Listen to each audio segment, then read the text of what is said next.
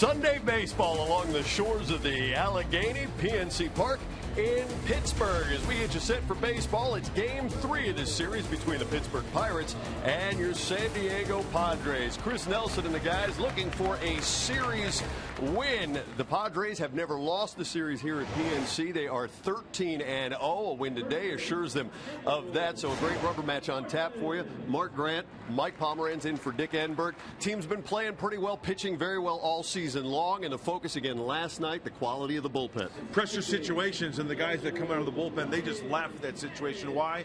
Because they possess quality stuff. They fire the ball over the zone. They are not afraid to challenge the opposing hitters. Quackenbush last night got into a situation, made a good pitch against Ike Davis, struck him out, fly ball right field. Last night, 2 2/3 innings pitched, only 2 hits, no one runs, and this season that says it all. First in the National League, second in Major League Baseball, and then Joaquin Benoit with the changeup, sealing the deal. But what do they possess? Quality pitches in pressure situation, very few walks. That's what makes the Padres bullpen one of the best around. Well, we mentioned it in the pregame show. The feeling here is if the starter can go 6, you got a good shot at a win. And it's going to be Charlie Morton against Tyson Ross. Ross is the guy you want if you're going for a series win. He has been nails, especially his last 7 starts. Oh, Mike, the last 7 starts. It all started with a 9-inning complete game shutout against the Cincinnati Reds back on July 2nd. You see the numbers in those 7 starts. It's just a man pitching against little leaguers. Why? The located fastball, the slider. Sometimes the pitch count can get to Tyson Ross, but one thing is for sure, in the last 6 or 7 innings, he's going to be solid. He's going to keep them close. Hopefully it's one of those games to win the series. They bust out early with some runs and some crooked numbers to give Tyson Ross a little bit of a cushion. Well, all the runs in the first 2 games of the series have been scored in the first inning. We'll see how it shakes out today on this Sunday. When we come back, Tyson making his 3rd career start against the Pirates. A win today would seal the series for San Diego, who, as we mentioned, have never lost one of those series at PNC Park. First pitch coming up.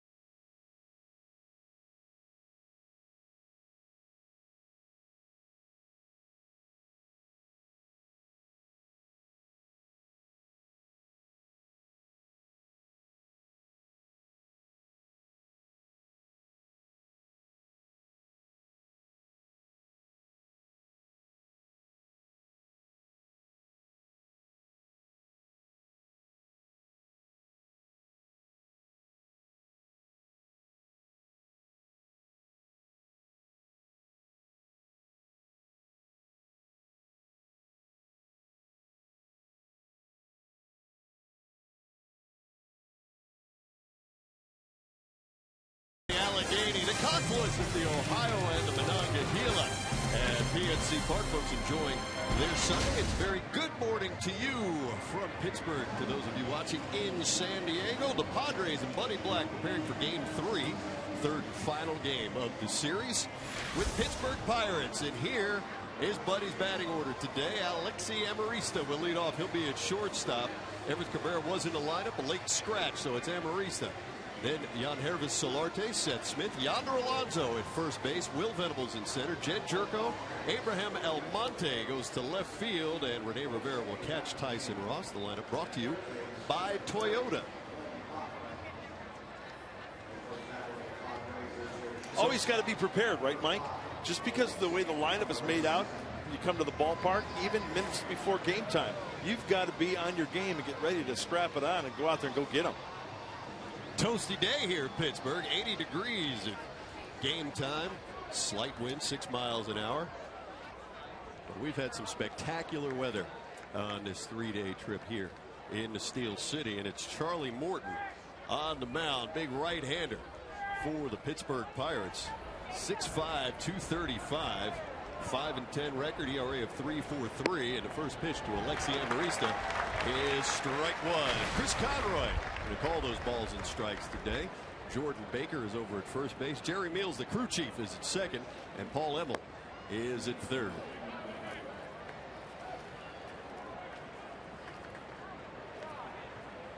Well, that's the benefit, your Buddy Black, to having so much versatility on your bench. You get a late scratch, as he did today with Cabrera. Alexi Amarista, who was to start in left field, is the shortstop.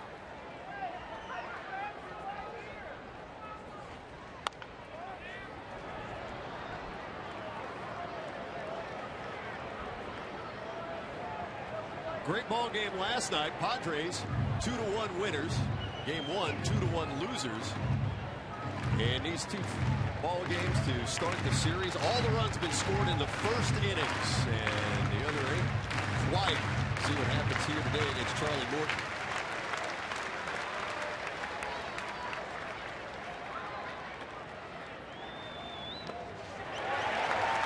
Amarista down on strikes. A throw down by Chris Stewart. 1 down. Let's take a look at the scouting report for right-handers Charlie Morton. Sinker heavy.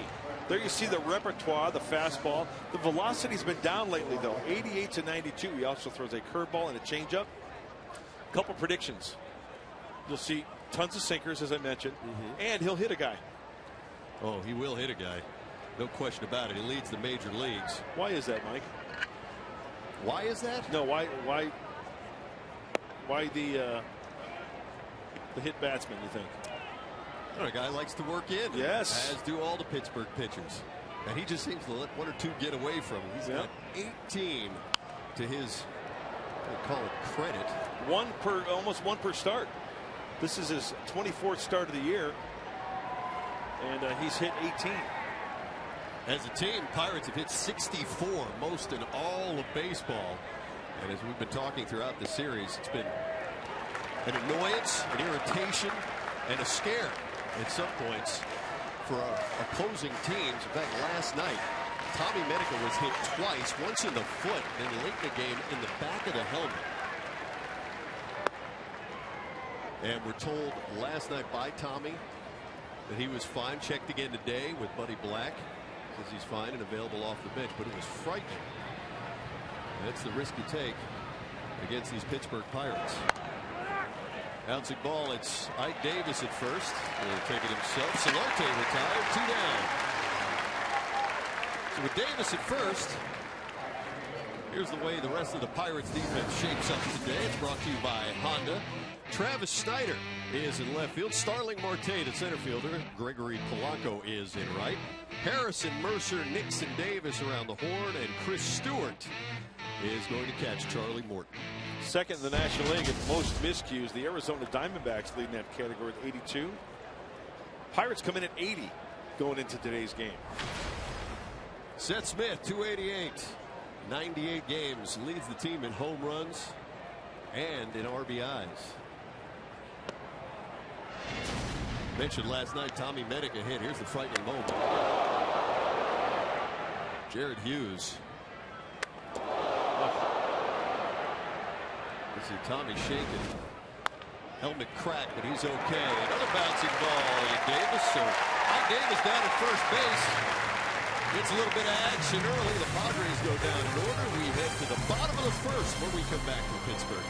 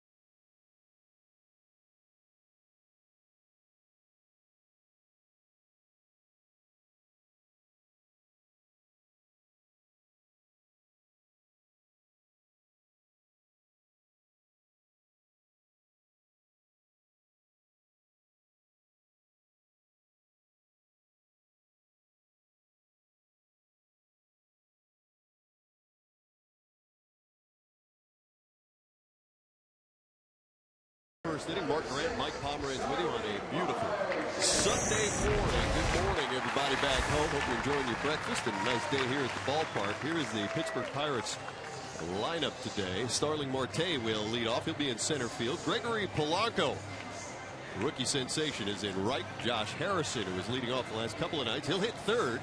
Ike Davis is over at first. Jordy Mercer will be the shortstop. Travis Snyder.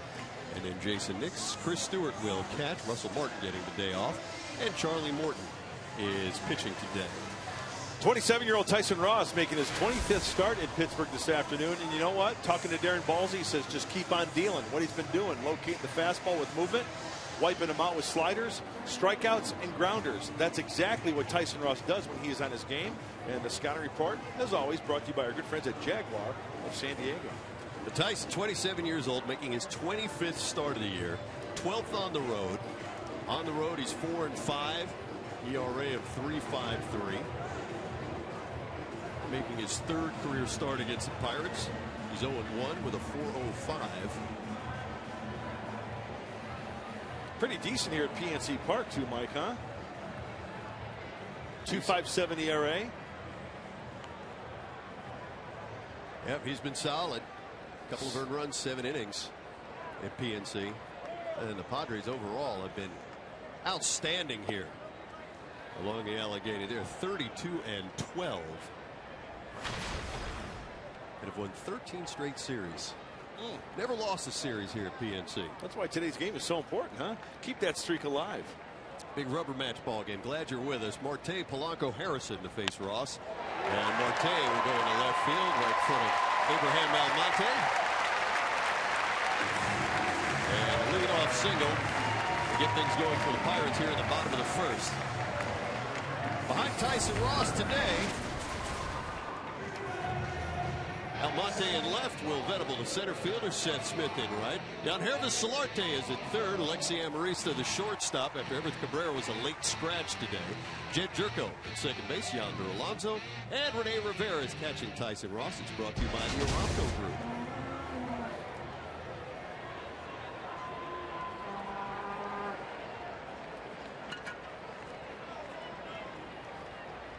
Gregory Polanco. You know, you and I were talking about Marte leading off. I would have bet you a dime to donuts with Tyson Ross on him. A lot of strikeouts. He singles the left field.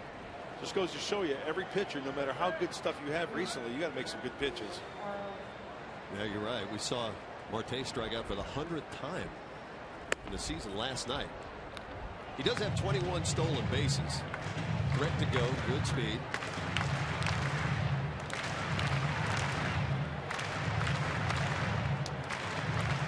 This is a depleted Pirates lineup, no doubt about it. Andrew McCutchen out.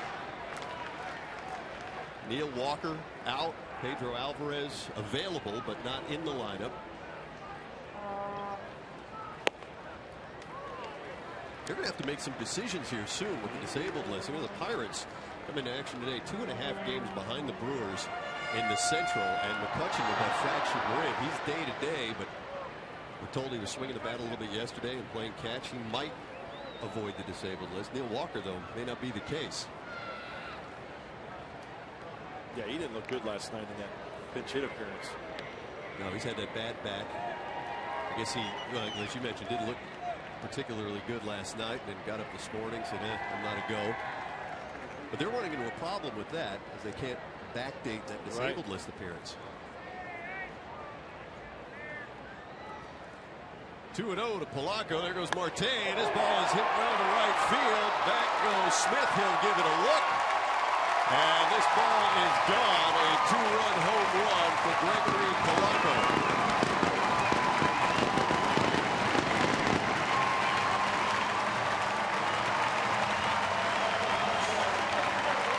For Polanco, it is his 6th home run of the season.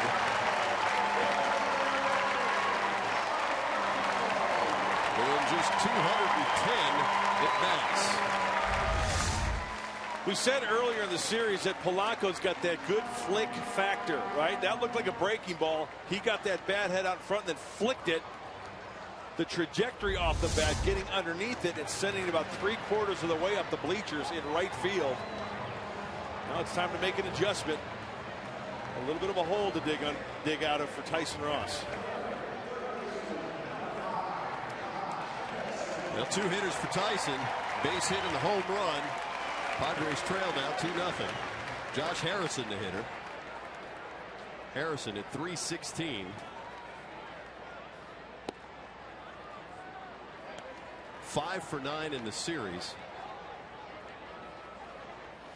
And once again, an example of how precise you have to be in the strike zone. Those 2 hits given up in the zone.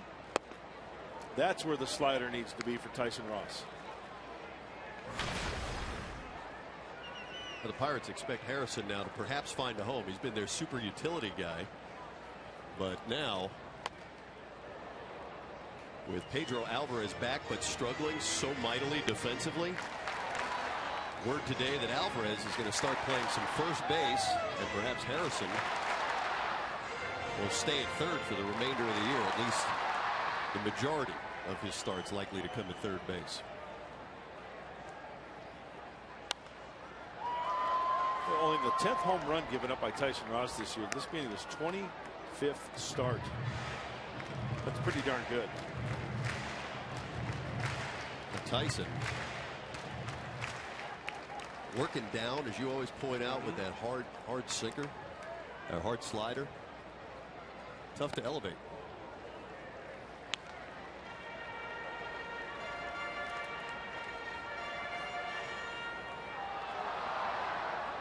Tyson's gone at least 6 innings in his last 9 starts.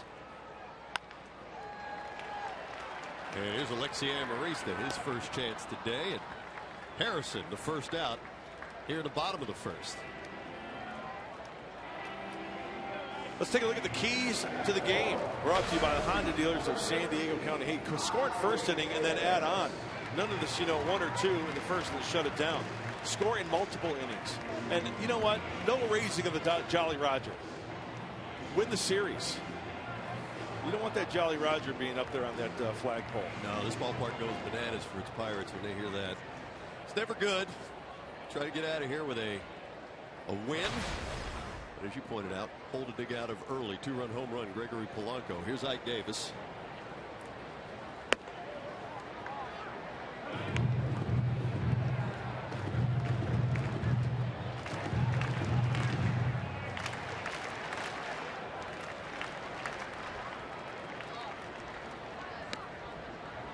Davis 0 for 4 in this series. Hit a pinch hit at bat last night.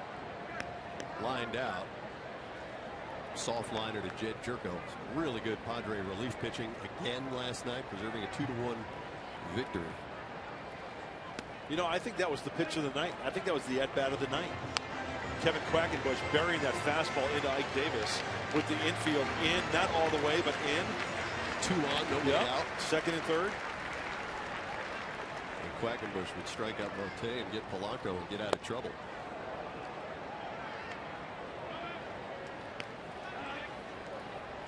Best bullpen in the National League right there. Second best in Major League Baseball.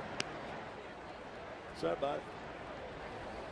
Wayne Boyer, Kevin Quackenbush, Nick Vincent, Joaquin Benoit, Dale Thayer. Hey, Alex did a nice job last night too. Alex Torres, right? He did. And of course, Tim Stauffer down there, who can chew up some innings for you. We didn't leave anybody out, did we? Our boys down there. Didn't mean to. If we did, all the guys contributing. Well, I think you mentioned them all. So right now, as far as the National League races go, tightest is in the Central. 4 teams within 6 games of each other: Milwaukee, Pittsburgh, St. Louis, and Cincinnati. Milwaukee working a 3-game winning streak. They're at home against the Dodgers today.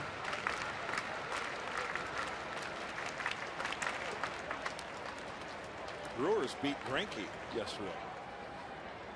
A tall order today, though. Clayton Kershaw. You bet. 1-out walk to Ike Davis. It'll bring up the shortstop, Jordy Mercer. Well, first inning meeting is something you want to try to avoid. And also a lot of pitches in the first inning is something you want to avoid. Tyson Ross approaching 20. 2 shy of 20 at 18. Well, whatever it is that Darren Balsley tells Tyson Ross or his pitchers is trying to calm him down a little bit. Maybe something mechanical. But the best compliment that Tyson Ross can give is making a good pitch, a strike, or even a double play.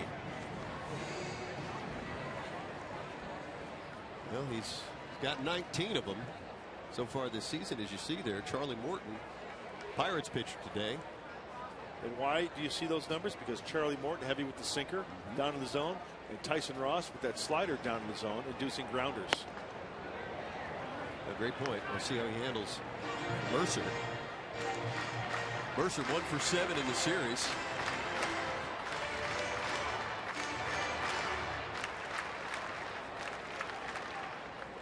.234 hitter against right-handers.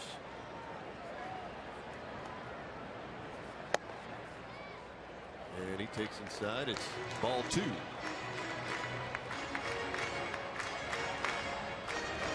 Tyson Ross at a 10-10 clip, an ERA of 2.62. In his first All-Star team this season. And his pitch like it. That ball now hit through the hole between third and short. Third hit of the inning for the Pirates, and they have runners at first and second now.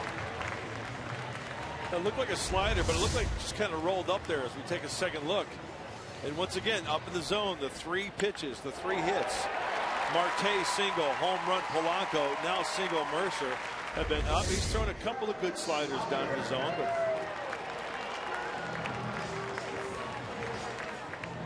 got to make that adjustment, try to make it down in the zone. Travis Snyder, 242, 7 home runs in 98 games.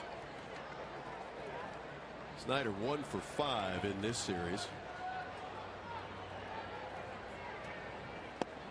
You know, sometimes I'm not going to say it's the case here, but when a pitcher is consistently up in the zone like that, and it's a very fine line of a guy finishing off his pitches, sometimes they'll have a tendency to cut it off. Some sweet lids here on a sunny day in Pittsburgh.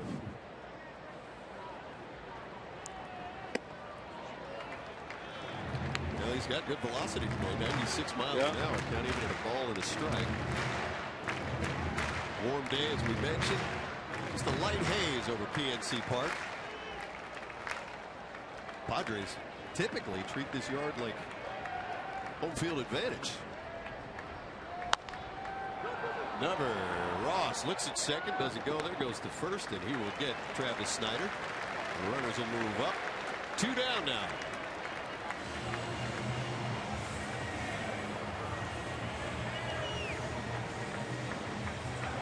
Ross gave it a look. Second base really did not have a play on Mercer. So Mercer at second, Davis at third. 24 pitches now in the inning. Face Jason Nix.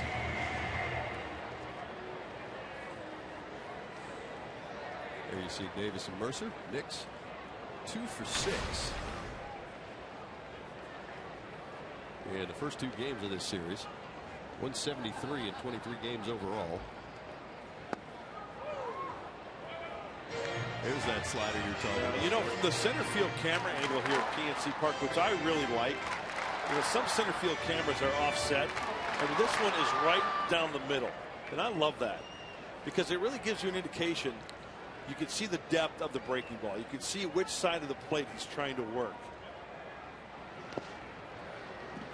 Nice block, Rene Rivera. Now this is when Rene, I mean, a catcher always earns his keep, but Rene Rivera catching Tyson Ross with all those hard breaking balls on the floor. Yeah. An ice bag and an aspirin for sure on the flight back to San Diego.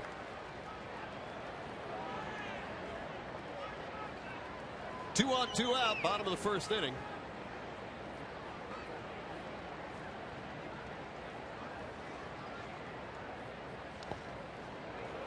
You like that center field look? I do. Yeah. I do. I guess it's a way you install them after construction, and so sometimes you can't place them there, but it gives you a true sense of a ball being away. We had the same look in Minnesota as well. But it's a good kayaking day. It's like AT&T Park. It's the waterway's a little narrower. Looks out behind the right field wall. Waiting for home runs.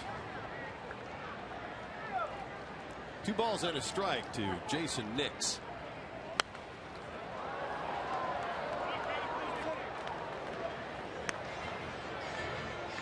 Well, he's got him set up for that slider. Tyson Ross has shown before that he will throw it any time. 2-0, 2-2, 0-2.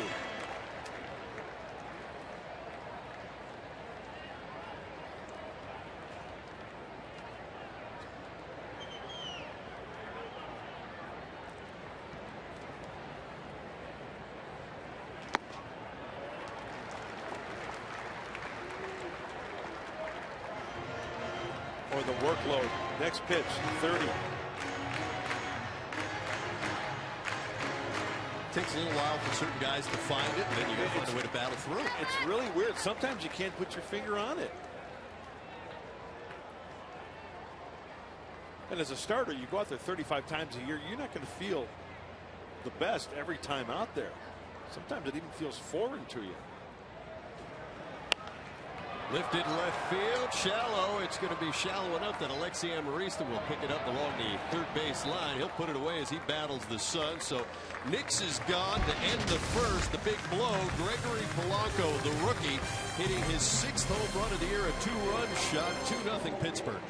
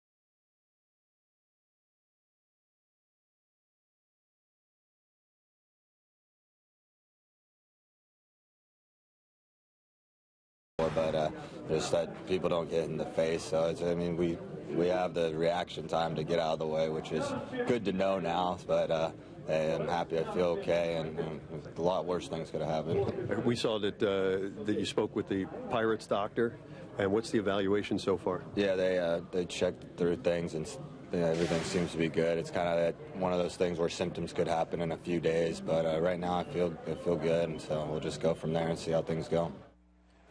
Our Geico quote of the game, Tommy Medica, talking about being hit in the back of the helmet last night.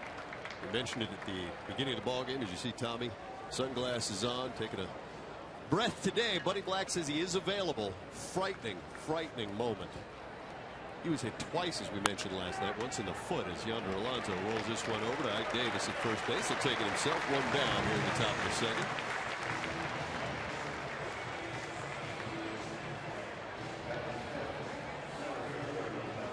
And Medica has provided some sock in this lineup. Just sickening to see and to hear it last night. Such relieving news after the ball game, as you heard, and good to see him out here today.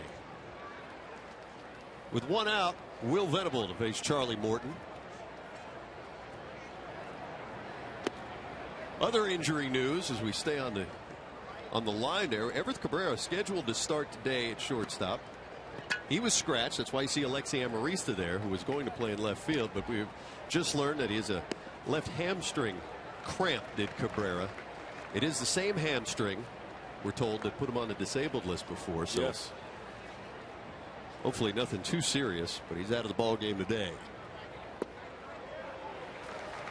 Good sweeping breaking ball from Charlie Morton. Left-handed hitter Will Venable giving up on it and then crossing the plate for a called strike.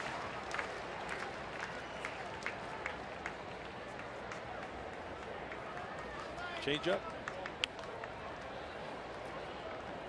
A lot of injuries today on a Sunday being reported. Hanley Ramirez, Dodgers shortstop, now to the disabled list with an oblique strain. Anibal Sanchez and Joakim Soria for the Tigers disabled list. Tigers just a game and a half up in the AL Central over Kansas City, so their situation, it's a little dicey. Also, Dodgers chasing some starting pitching. Picked up. Yeah, how about that? Kevin Correa, who the Padres just saw as Venable goes down on strikes.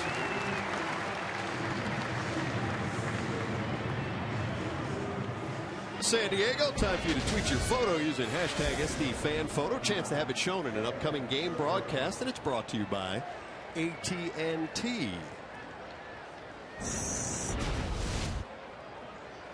Jed Jerko. This is the first game of the series that you have watched here against the Pirates. Jerko from West Virginia, nearby Morgantown, so a lot of Jed Jerko fans at PNC Park this series. You know, getting back to that Dodger acquisition for Correa. Maybe, obviously, different teams, totally different teams. A little bit of offense, run production.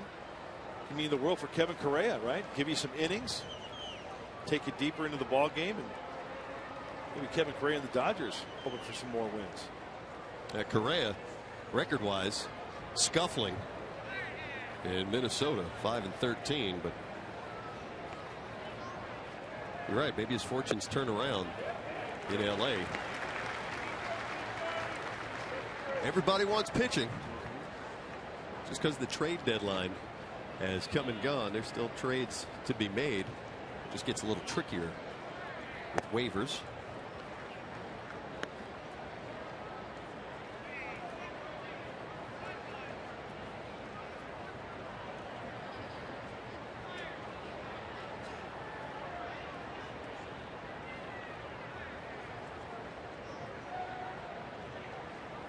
Jed 3 for 17 on this road trip.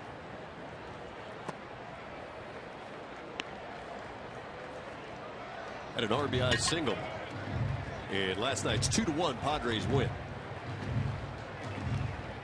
That last pitch looked like a changeup out of the hand of Charlie Morton.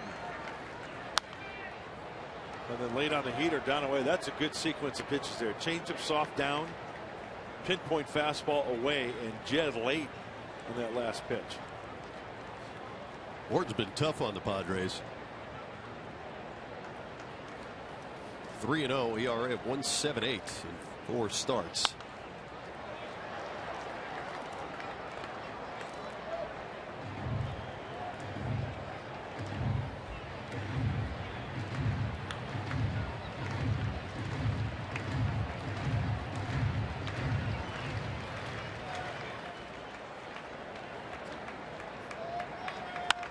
Straight up box and fielded by Morton. Over Davis at first.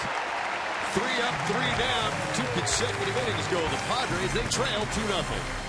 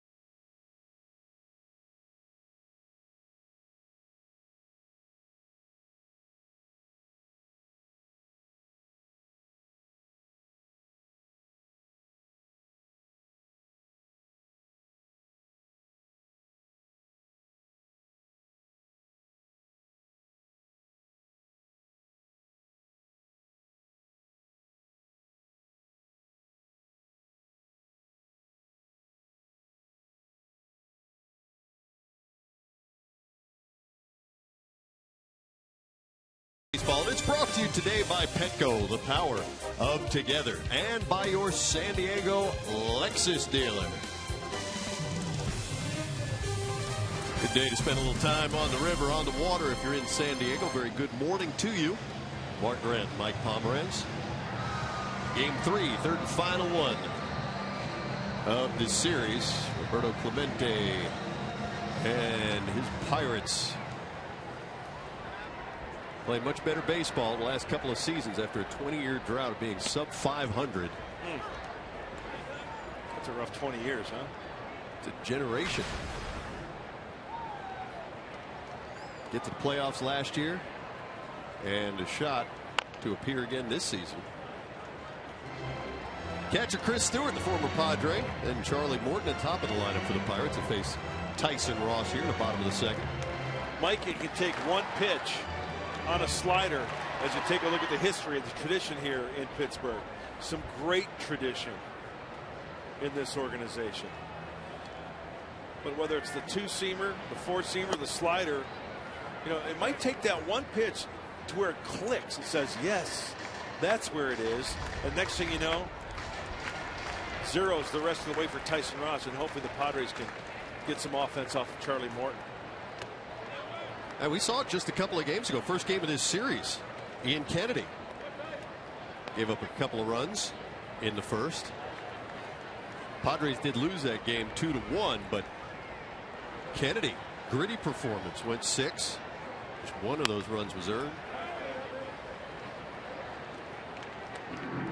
The offense for Ian Kennedy just wasn't there. And just a little bit better yesterday for Eric Stultz.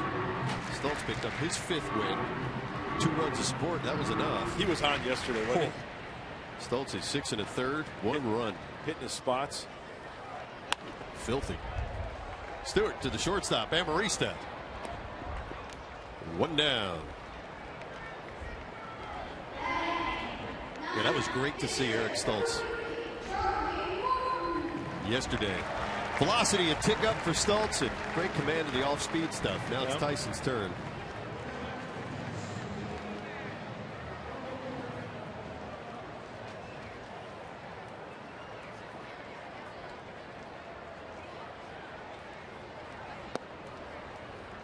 I'd like to see Tyson just try to challenge these guys right out of the get-go. See if they can hit his fastball, right? He's got good movement to it.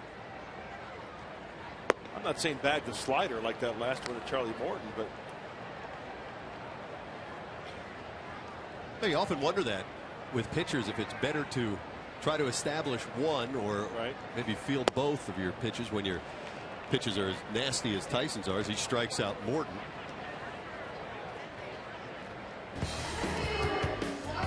Well, last night Eric Stultz, he had it working. He was hitting his spots, and then he was able to expand the strike zone. Those last two, you just saw even that one in the dirt. Why?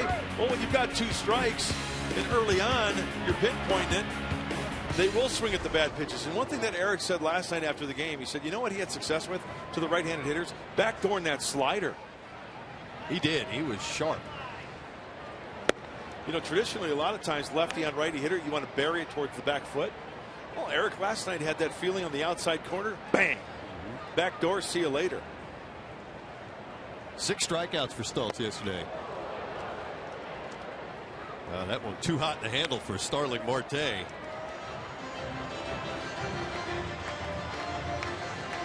when you commit to something like that, you start diving over the outside part of the plate, and then that pitch is on the inside part of the plate. That's tough to get out of the way.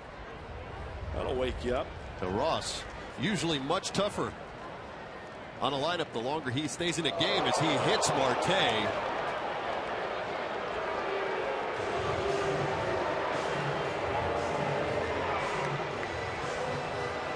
Marte trying to shake it off.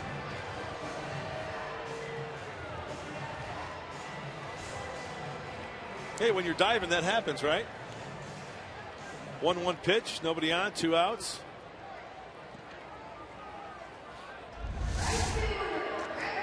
Medica hit twice yesterday. He knows that feeling in a far scarier way. It's Tyson Ross. It's Starling Marte, so Marte aboard. Yeah, and you know why I don't think that was intentional, right? Marte struck out 100 times. Tyson Ross, when he's on his game, sure he got a hit off of him, but still, with 2 outs, you know, you want to find that groove. Stewart 6-3. He struck out Morton. You want to get Marte out quickly. So that one got away from him. Now he's got to go to the stretch with 2 outs. Here's Gregory Polanco. It was a single by Marte and a 2-run shot by Polanco that put Pittsburgh ahead in the bottom of the first. And this time Polanco fisted, sounded like the bat shattered over toward third, and Solarte will look it into the seats.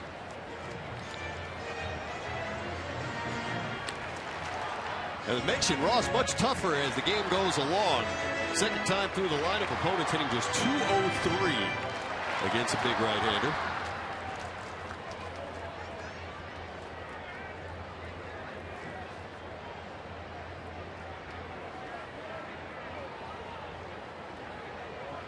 Pretty good numbers the last 4 games for Polanco.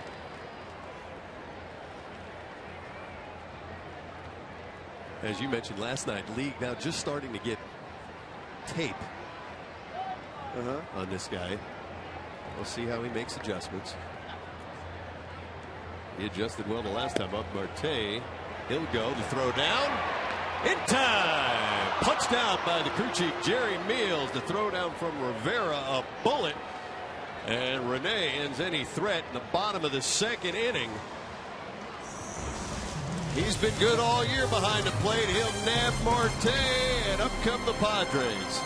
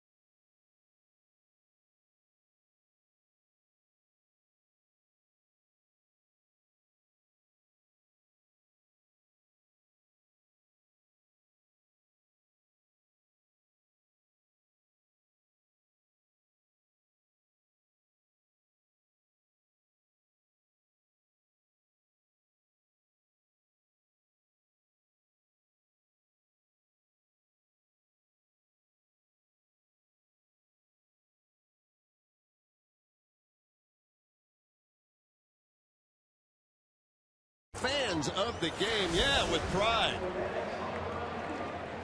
Tony Gwynn. Love it. That's the number. Good to see Padres fans traveling a bit. See the Friar in Steel City. We met a handful of yahoos at the hotel lobby last night. Oh, they loved you. Oh, they loved you too. Oh, they said, hey, Mud, great job singing the 7th inning stretch, Wrigley Field.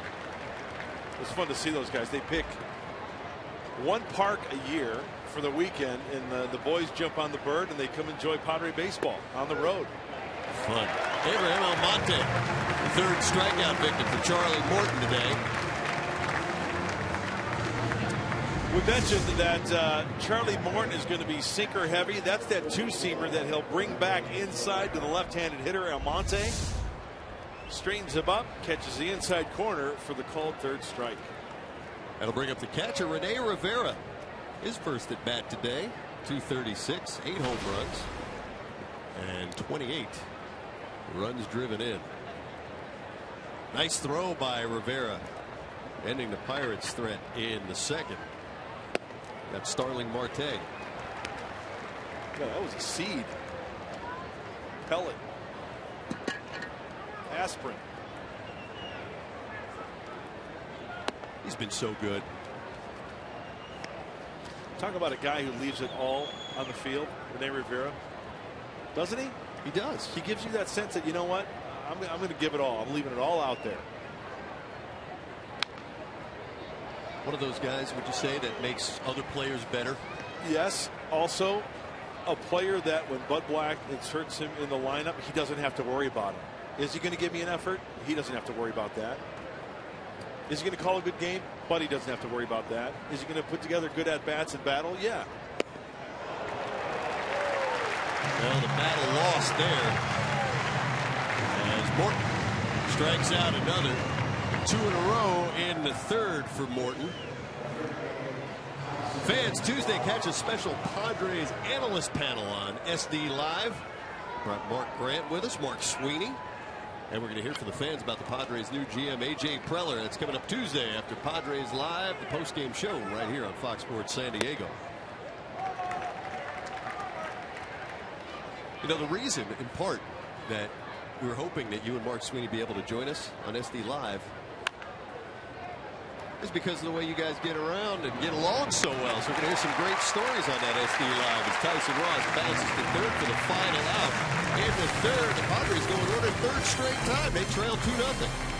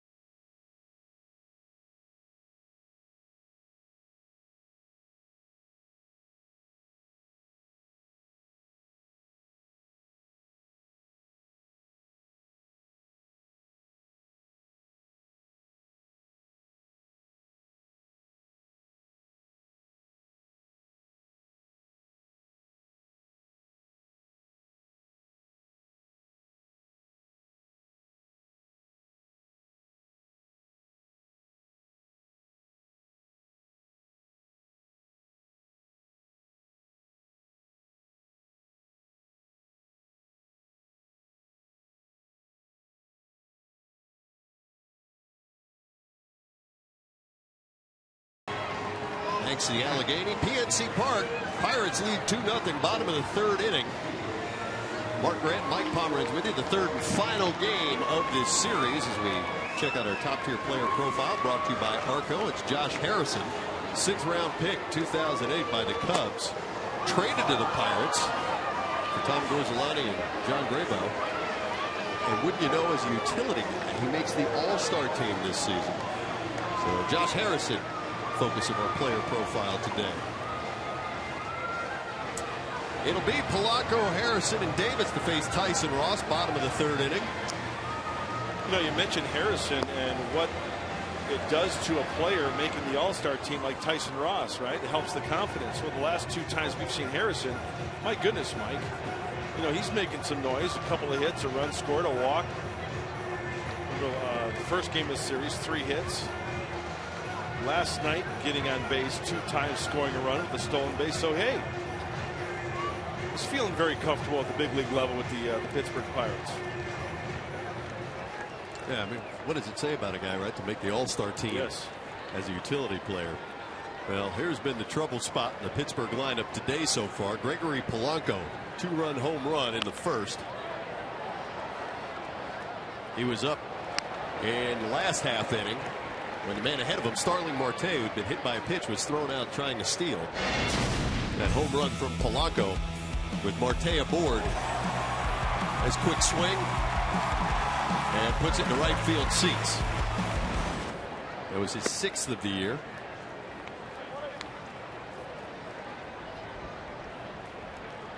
In his 53rd game in the big leagues.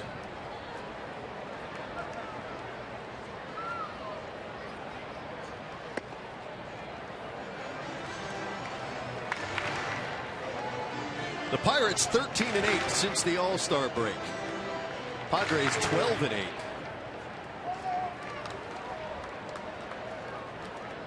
The Padres' best winning percentage in the division and one of the best in the league. Polanco lifts his ball. It'll be Amarista to secure it. 1 out. Now, Tyson came into the game today with 157 strikeouts. He has 1 so far. That would tie him with Madison Bumgarner as you check out the National League leaders in strikeouts. Strasburg, Cueto, Greinke, Bumgarner, Ross, and Kershaw. A Saquon Casino Daycation strikeout stat of the game. And hopefully we see that for years to come in that leaderboard, and Tyson Ross in that Padre uniform. Quite a presence out on that hill, and it's pretty darn good company. You know, another guy just on the bottom of that list as Harrison goes to right field is Ian Kennedy. Top 10 guy. Kennedy has 155 strikeouts.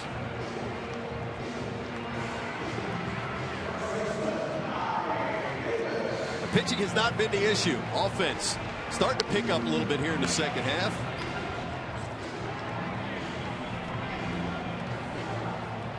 You know what I've liked about the pitching in general with this Padre team? I mean, you look at the numbers, and that, you know, that's sexy enough as it is already, right? The ERA collectively and for the bullpen. But when you look at this pitching staff, if they've had a bad inning, it seems like the majority of the time they've bounced back. They've made the adjustment to throw up a 0. There's been times this year, Eric Stoltz, crooked number, shut him out the rest of the way. Tyson Ross, big inning, adjustment. I think we can go with each individual pitcher over the course of a long season, and that's been a common theme, don't you think? I do. It's interesting to me that they are able to all do that collectively, as Davis with the soft flare to Amarista at short. Still a 2-0 ball game. Padres trail.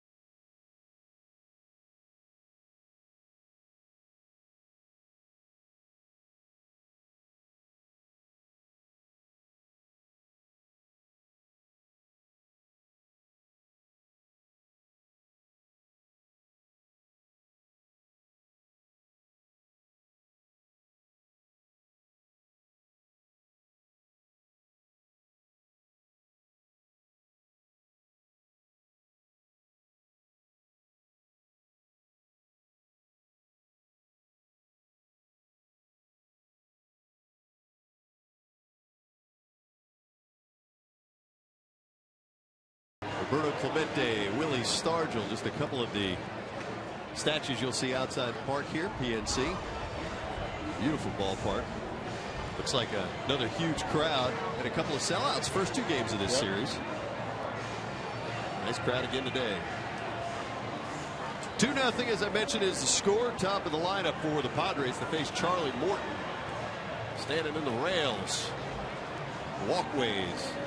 Everybody wants a view of the action today. A lot of black and gold in the streets of Pittsburgh downtown, huh? Yeah, they're supporting their Pirates again this year. Pirates just unable to figure out the Padres here at PNC Park. Amarista Solarte Smith in the 4th. 13-0 are the Padres when it comes to series wins here at PNC. Morton's been perfect through 3. Yep. Need to break it up, break up the timing. Maybe call timeout in the middle of a pitch. Not in the middle of a pitch, but you know what I'm saying? Hitters will have a tendency to do that sometimes, to break the cadence.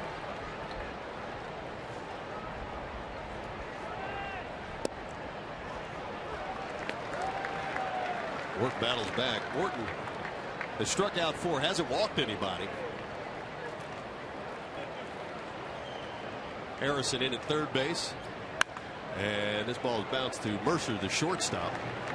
He'll retire Alexi. First out here in the 4th.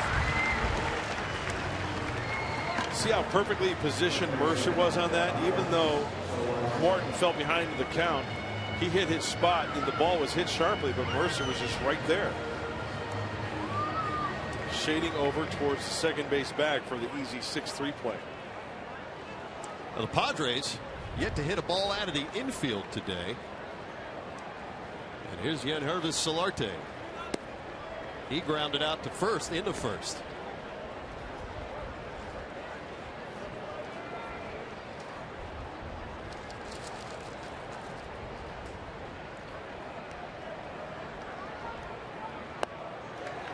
A nasty breaking ball by Morton. It's under the bat of Solarte. Just a refresher course on Morton. Heavy sinkers.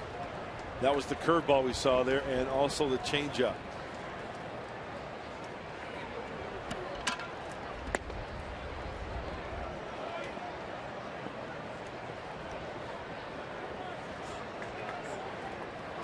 Two-1 final scores each of the first 2 games of this series. Each team has won 1.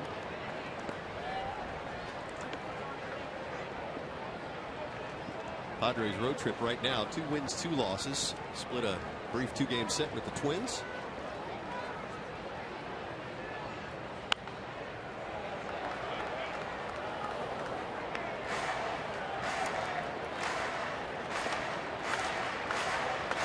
We have a short homestand coming up. Yeah, you think? 3 games, then you guys are back on the road. Hope you grab your tickets. Solarte aboard with a walk. First one issued today by Morton. Yeah, hopefully that breaks the rhythm of Charlie Morton. First time into the stretch, and here's the guy you want up with a runner on base, Seth Smith. Finish up the game today, home for 3 against the Rockies. Monday, Tuesday, Wednesday. Padres.com. He wants more ticket information. 1 out, 1 on. 2-0 ball game.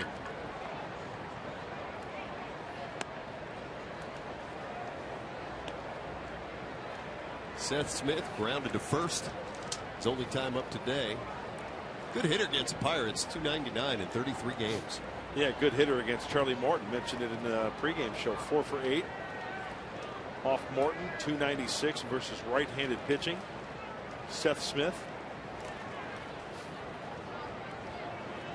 Also for Seth, how about the last 18 road games? A .404 clip. He's been good. He's been consistent. Consistent.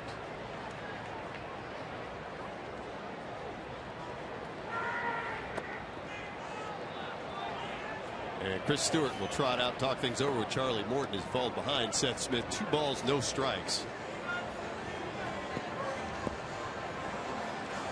Hey, what do you think about the early 70s costumes that the Buccos are wearing today? Kind of a mustard gold hat, no belt, colored baseband. Manny Sanguillen, Roberto Clemente, Dave Cash,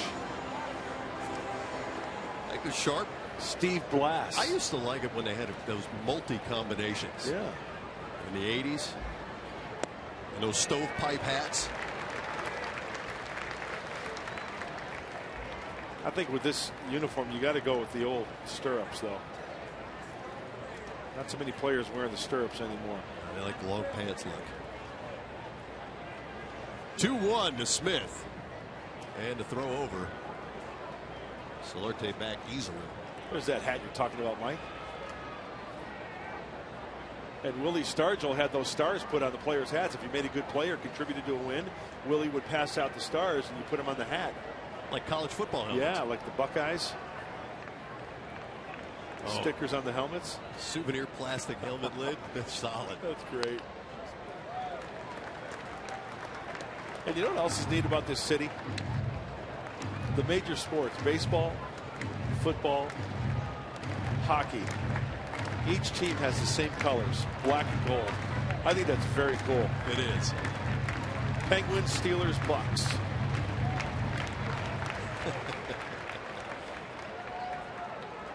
This town loves its sports teams.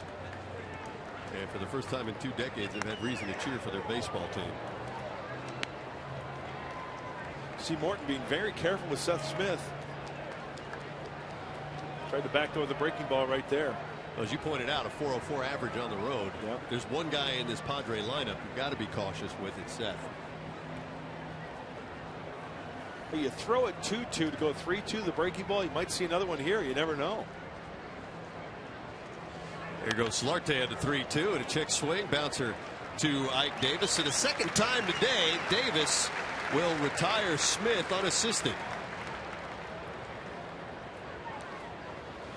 Almost looked like Seth kind of checked his swing right there, wanted to hold up, and that did look like, in fact, a breaking ball.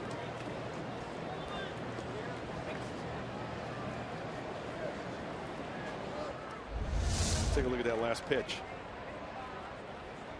You know what? Looked like a fastball that he yanked in, huh? Hard to tell, but definitely a check swing. So with 2 down. And Yangervis Solarte at second base. Here's Yonder Alonso.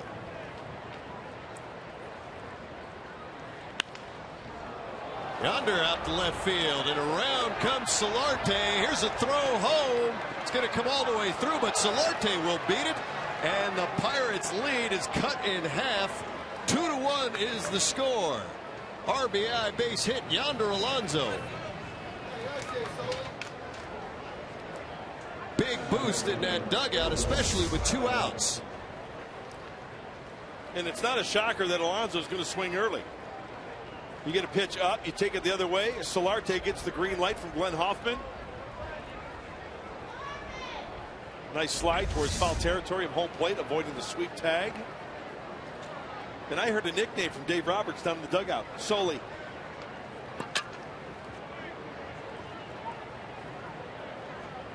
Will Venable. Venable struck out in the second. That's Yonder's stroke, isn't it? Oh, absolutely. And once in a while, he'll cheat on a fastball, and he will yank it to right center field with some pop. We've seen that as well.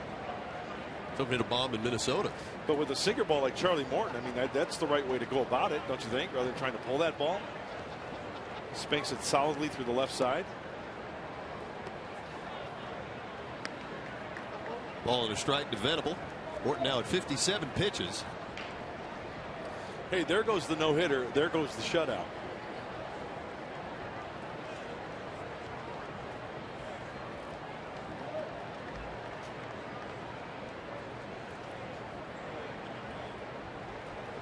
You know, yesterday you bet with me that the game wouldn't finish 2-1. I asked you in the third inning. And I'm betting it's not going to end this way because the Padres are going to have more runs than the Pirates, and that will result in a win. See, Mike, when your team scores more runs than the opposition, that results in a win. And I don't want the score to stay this way. See where I'm going? What's the Padres' record when they score more times than the opponent? Actually, the Padres, believe it or not, are 53-0 when they outscore their opponents. 1 ball, 1 strike, 2 outs, and 1 on.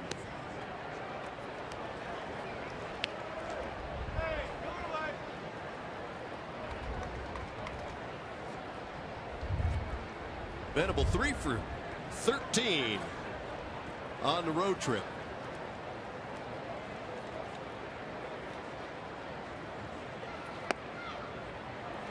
And he takes inside. You see a little bit more erratic for Charlie Morton. Yeah, Chris Stewart kind of exhorting him, hey, calm down, keep it down.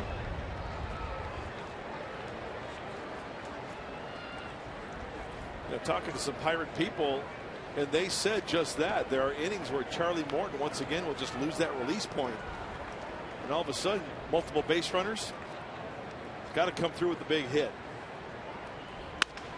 And beats the shift the other way. Will Venable. They played everybody around to the right side. And Venable able to scorch one past the shortstop Mercer. Two-seamer taken it the other way, just like Alonso did for the RBI. And this is going to be an interesting at-bat here with Jed Jerko coming up to the plate. As it looks like Ray Searage, the pitching coach for the Pirates, out to have a visit with Morton. Here's why I say it's going to be interesting. Jed Jerko, where's his hot zone? Middle in. Middle in, and he kind of likes to drop the head of the bat down as well, right? Well, Charlie Morton, he likes to throw the two-seamers. He likes to throw the sinkers, right? He also throws the breaking ball, yes.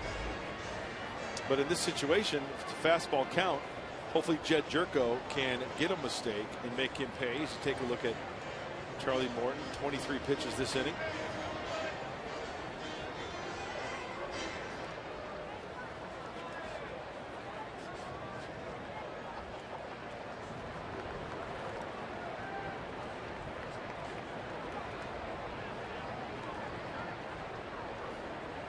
Jed 3 for 18 on the trip. 1 for 5 in this series. And keeping it away on the first pitch. Jerko has faced Morton 5 times. He's walked 3 of those times.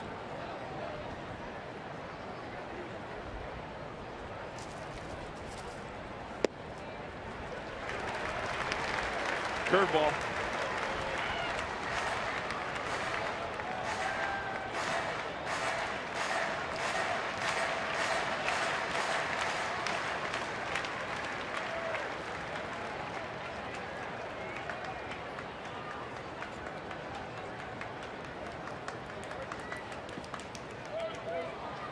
Pitch blocked very well by Chris Stewart. I'm talking to Darren Balsley about Chris Stewart for the first game. Good defensive catcher as you check out Jed Jerko's hot zone. 316. Yeah. At the belt. That's just what you were saying, Mike. Middle in, right? Down the middle, not so hot. 214.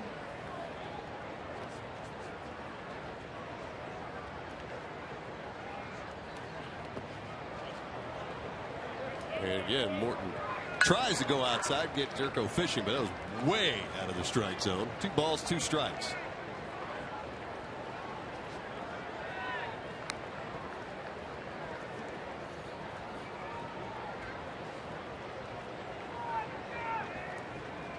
Some 2-out thunder would be nice.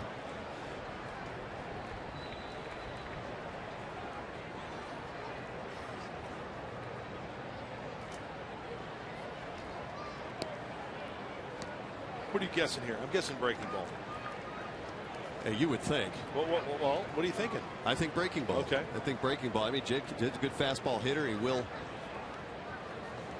open up a little bit. Fastball. So do what we know. Well, he would have gotten both of us, huh? But you know what, though? By that swing, don't you think Jed's thinking along right there with you? Because he's quick to the baseball away and fouling it off. That wasn't the type of swing that was, okay, fastball, I'm on it. Right.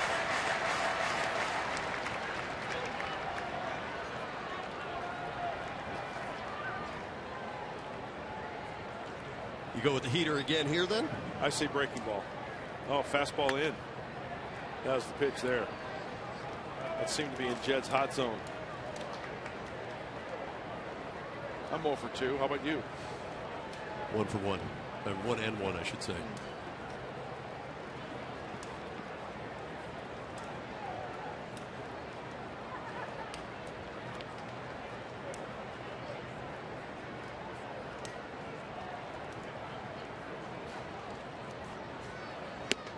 There's a bender. It gets him looking. Jed Jerko doesn't like the call, but it is strike 3. He'll leave 2 men aboard. Now the Padres pick up 1. Yangervis Solarte, nice slide. The RBI single by Alonso. 2-1 ball game. Pirates lead.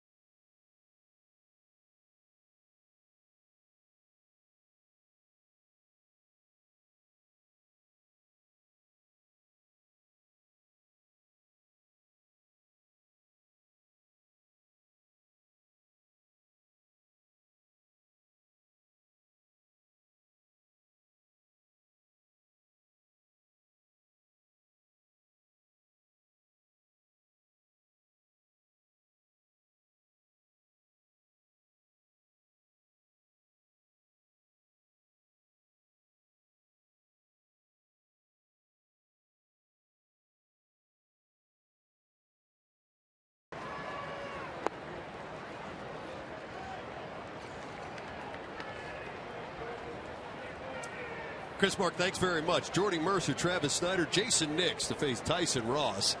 And the Padres trying to scratch their way back into this one. Picked up a run in the top of the 4th inning.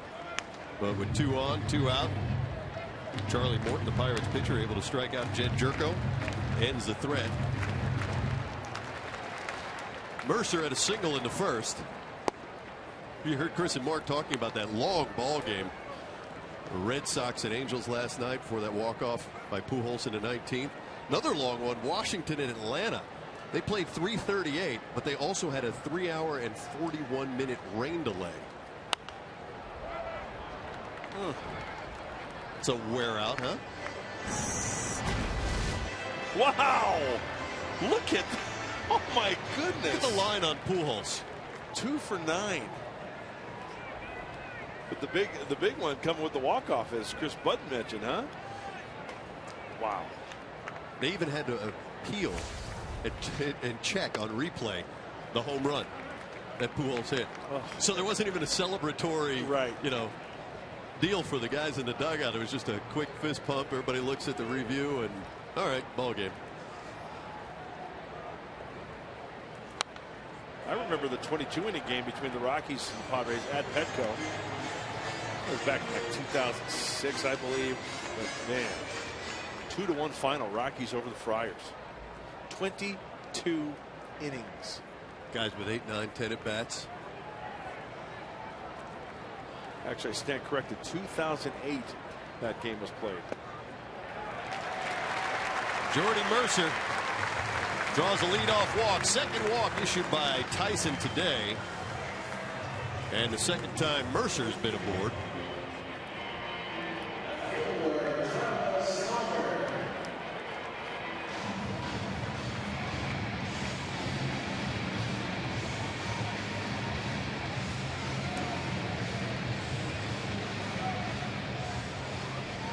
Once again, everybody in the National League West in action today. Colorado is in Arizona. The Dodgers trail Milwaukee 1-0 in the third. The Giants trailing the Royals 4-1 in the second.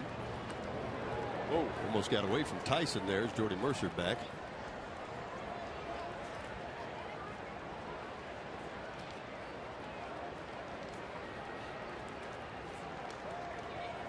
Travis Snyder bounced out to Tyson in the first inning.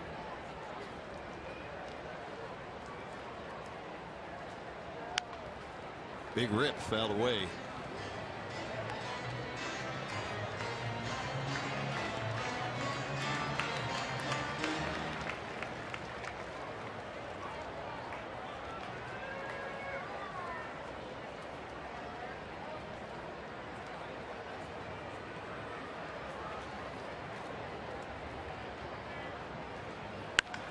Ball hit well, left field, and Abraham Almonte will put a knee down, block it up, get it in.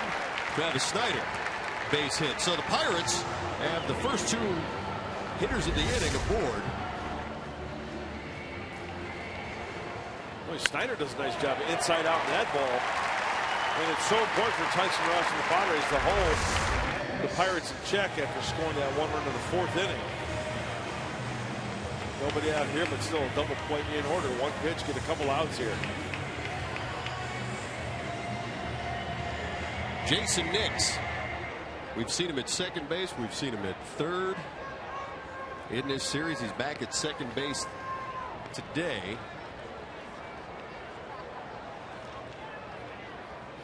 Two men on ahead of him now. Mercer at second, Snyder at first. Bouncing ball to third baseman. Solarte for one to second, and Jerko. Oh, I know what you were thinking. And there was a legitimate shot there. It seemed just not hit hard enough for a triple play. But Solarte steps on the bag for one, and then to Jerko at second for two. Get one more look at it. Oh, I came out of my chair and I was hoping Solarte. There's a strike there. They did everything correctly, but Nick's getting down the line. I was thinking three.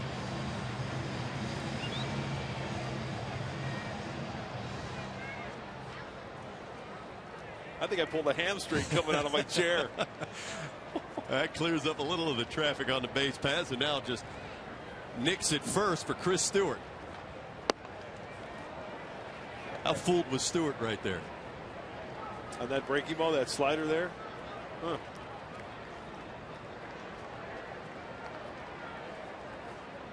And that's Tyson. If you see that slider, you are in trouble. It seems like it's one of those sliders to where he could even tell the hitter it's coming. Still going to be difficult, but once again, you take a look at the pitch count. 63.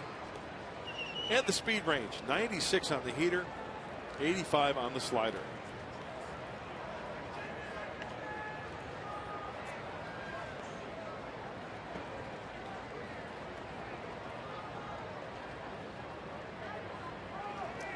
Here goes the runner.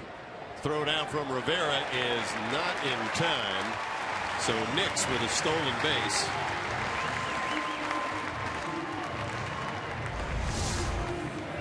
Pretty good jump from Nix.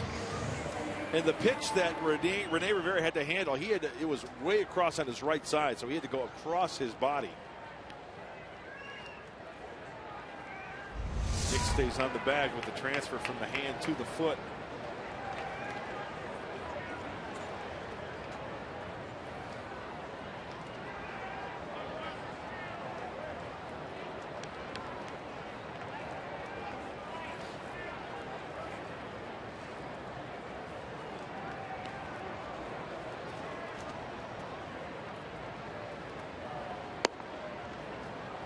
base. Count even, 2 balls, 2 strikes.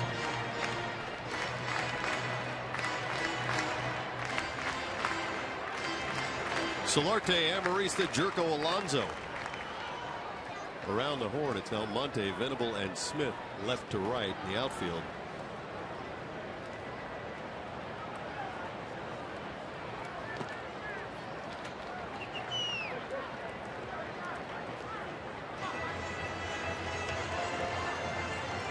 I love to see Rene Rivera work back there behind home plate, pick up the pitching staff. Why? That breaking ball in the dirt smothers it. Great technique. You know, pitchers have to have confidence in throwing certain pitches in certain situations, but you also have to have confidence when you've got 2 strikes on here to bury it, and the confidence in your catcher to block it. Full count, and it's right there. Punches out Chris Stewart. Stewart just watches it go by. So Tyson in trouble early in the inning. Some good defense, and in a big punch out, Pittsburgh leads 2-1.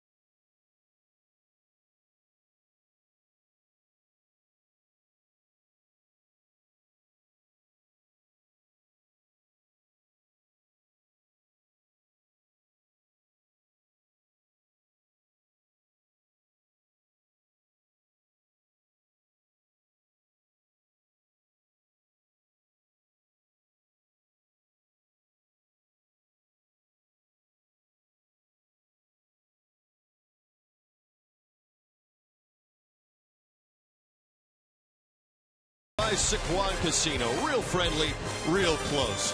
By Jack in the Box, try Jack's Spicy Chicken Club Combo, just $4.99 plus tax. And by the Aramco Group, purchase, refinance, reverse, and visit us at aramco.biz. At the confluence of the Ohio, the Allegheny, and the Monongahela Rivers in Pittsburgh, PNC Park. 3rd and final game of the series between the Padres and the Pirates. Beautiful day for baseball. Fans in attendance. Couple of sellouts coming into this Sunday ball game. You know, that could be one of the most beautiful shots probably in all of baseball right there that we just saw. That aerial of the Rivers? Yeah, and you know, the closest bridge to the ballpark you've documented, that's the Roberto Clemente Bridge. And then the one furthest away from that one is the Andy Warhol Bridge. Andy Warhol, Pittsburgh native. Got a spectacular museum right here near the ballpark. Base hit. Get things going here in the top of the 5th. Abraham Almonte.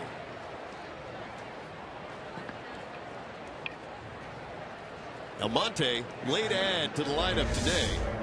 Single sharply to left. We've seen Alonso, we've seen Venable, now we've seen Almonte take the ball the opposite way off the sinker baller, Charlie Morton. Lineup was to be Amarista in left and Cabrera at short. Almonte would have been on the bench, but a late scratch to Cabrera, who has a left hamstring cramp. Forced Buddy Black to move Amarista to shortstop, and Almonte it's the start in left. So he's aboard for Rene Rivera. The throw over, not in time.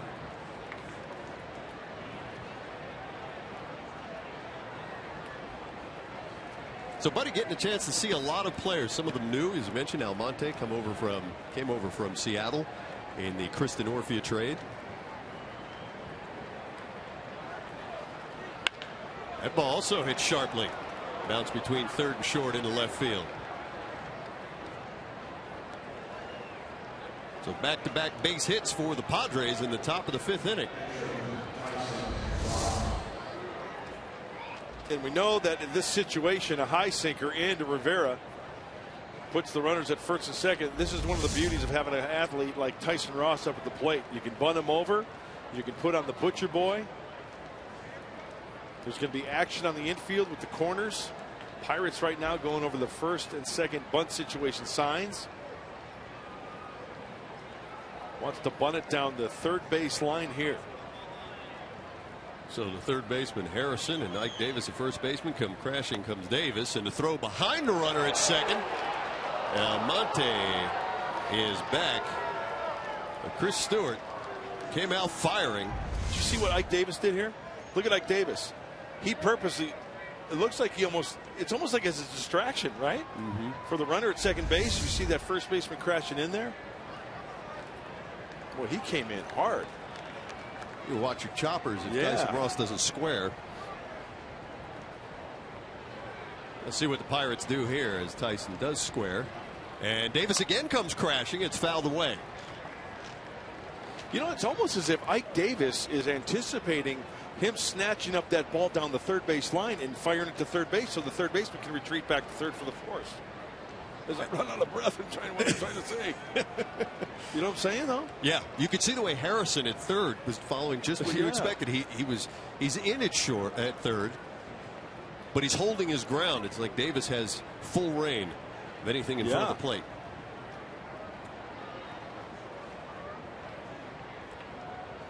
Again, nobody out. 1-1. Now the wheel play. Yep.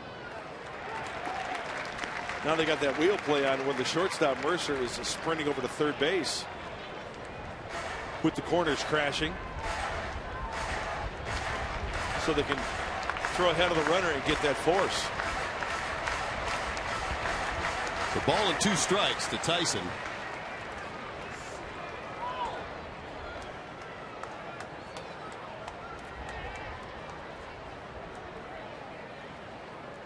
And Morton and Stewart look to get on the same page.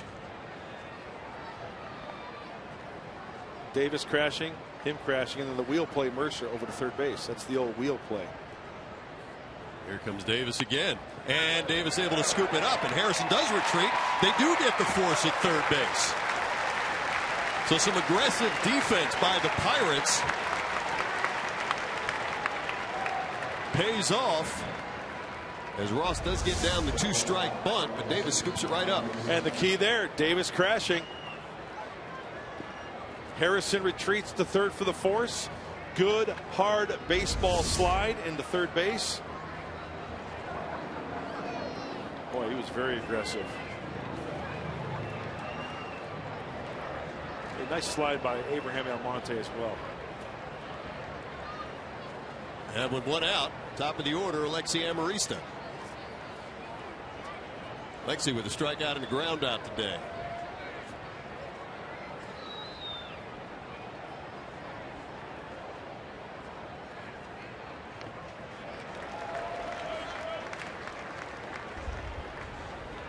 Another one of those interesting matchups. We've mentioned it early in the series and throughout, the way the Pirates like to work in. Yep. And the way we see a lot of pitchers try to bust Amarista in. And Alexi short to the ball now. Seems to be able to handle that pitch. I think he likes to handle the shorter breaking ball, though, like the slider rather than that curveball. Don't you think? He could do some damage on a curveball middle in. I agree. But that last pitch, that was way in off the plate. You're not going to do much with that pitch. I think you do damage on the shorter breaking ball, the cutter and the slider. That's an interesting point. The Southland technology via the Fox tracks. Morton trying to stay in to the Padres shortstop. A lot of opportunity here for San Diego in the top of the 5th inning. See, not much you can do with that sweeping breaking ball there. Just foul it off your instep. Or chop it down the first base line. Yeah.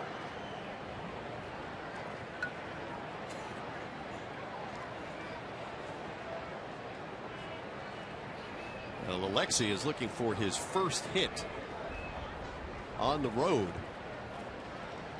A great time for it.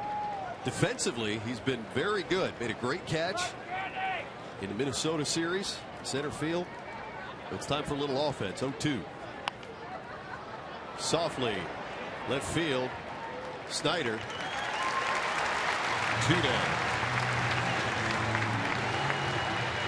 Hey fans, catch every strikeout, every game ender, every history-making moment on MLB Whip Around. Weeknights, 7 o'clock Pacific on Fox Sports 1 and streaming live on Fox Sports Go. See our buddy Mark Sweeney moonlighting up the road in L.A. doing a little work with MLB Whip Around. Does a great job on that show. That he does. 2 on, 2 out, top of the 5th. Yangervis Solarte.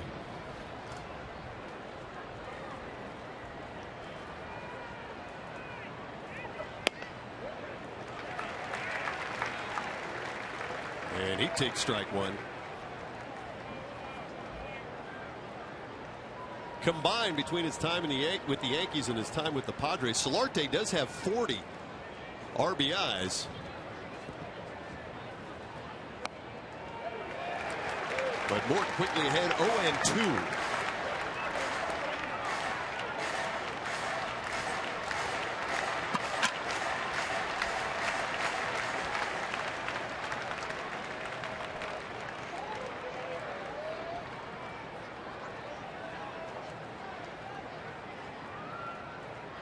Whoa. There's that hit Batman I was talking about earlier.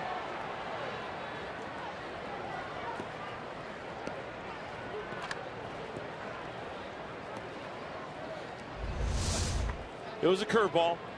It was down and in. Left foot, left ankle. Yeah, left ankle, inside ankle. So Solarte hobbled. That's the 19th batter that Morton has hit this season. Leads the major leagues.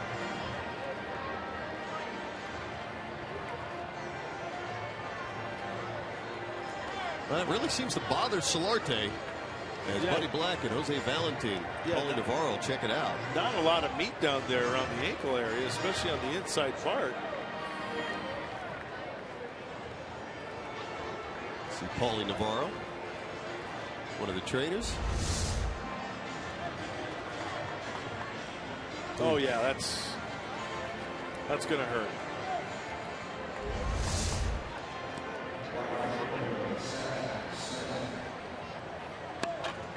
He'll stay in the game. At least for now, he'll be down at first base. So now, Rene Rivera is over at third. Tyson Ross at second base. And Yangervis Solarte is at first. Seth Smith, the hitter. Seth has grounded out to first twice. Seth Smith ain't biting at the first pitch breaky ball in the dirt.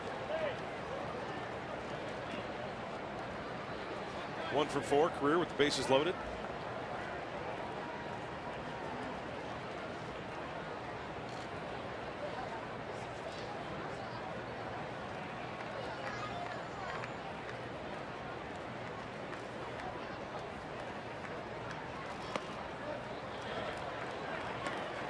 Seth able to hold off 2 balls, no strikes. 340 hitter is Smith with the bases loaded. 1647. There you see the runners, Rivera, Ross, and Solarte.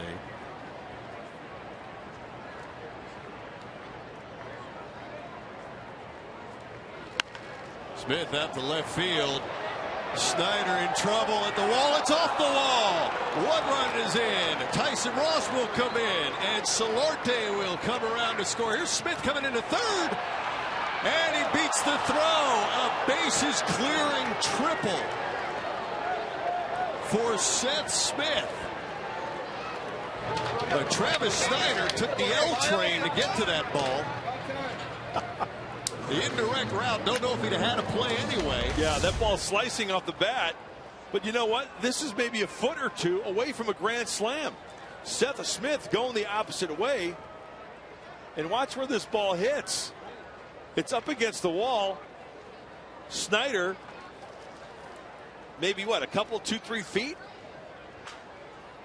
And the play's right in front of him. He knows he's got to go. He slides and just beats the tag. So Mr. Consistency for the Padres, Seth Smith. Delivering big there. And the top of the 5th inning, Padres now lead 4-2. And a short hop could make it 5-2. Here's the throw. Not in time. Smith will score. And it is a 3-run Padre lead. A wild pitch by Charlie Morton. And the Padres add on. And Seth, he really didn't get a good secondary lead. He was kind of flat-footed, and this was close. Morton can't put the swipe tag down. Smith doesn't slide. I mean, he's got to be gassed, right? But still, I'm thinking, no, he got caught there. He looked like he was going to try to slide, but then stayed on his feet. After all is said and done, another run for San Diego. So while it certainly wasn't a grand slam, results basically the same a pitch or so later, as the wild pitch will score Seth Smith. 5-2 ball game now, top of the 5th.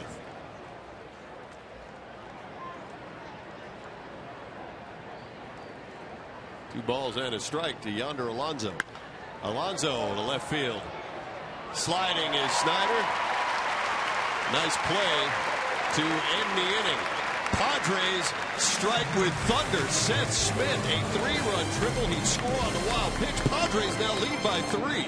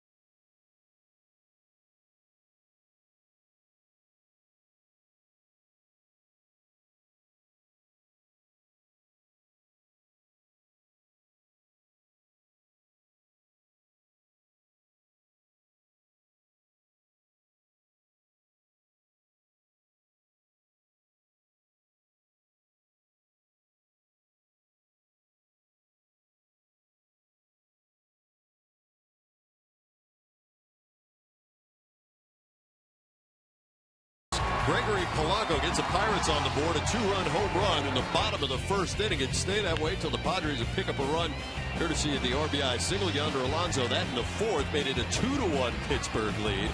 And then in the 5th, a bases loaded triple off the wall and left by Seth Smith. 3 runs would score, and a wild pitch later, Seth Smith would come along. So a 4-run 5th inning, and it is 5-2. Padres over the Pirates. Our Harrah's game summary. The Padre hitters going the opposite way very well this afternoon. We talked about Alonso, Venable, Smith.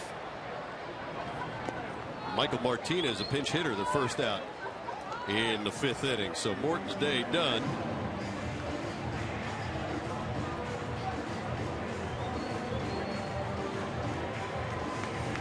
Hey, and after a big inning like that, a pitcher goes back onto the mound. The pitch count's starting to get up there. You get an early out like that, whew, get that leading guy out of there. 68 for Tyson.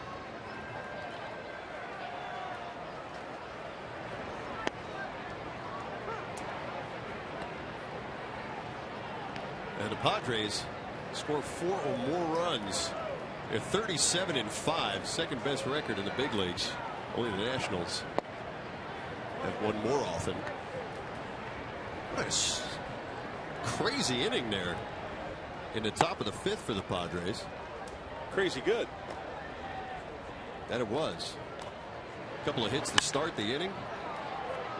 And strangeness followed. All for the good, as Mark mentioned, as Marte is retired. 2 down in the bottom of the 5th. You know, Mike, going back to that bases clearing triple off the bat of Seth Smith last half inning. You know, it's 325 down that line, and look how close it was from a grand slam. What is that, 2 feet? 2.5 feet, whatever? Yeah, very close. And with the way the wall darts out there, Travis Snyder a little bit too close to that, and then got beat by the carom, clearing the bases. It was a good at bat. Gregory Polanco.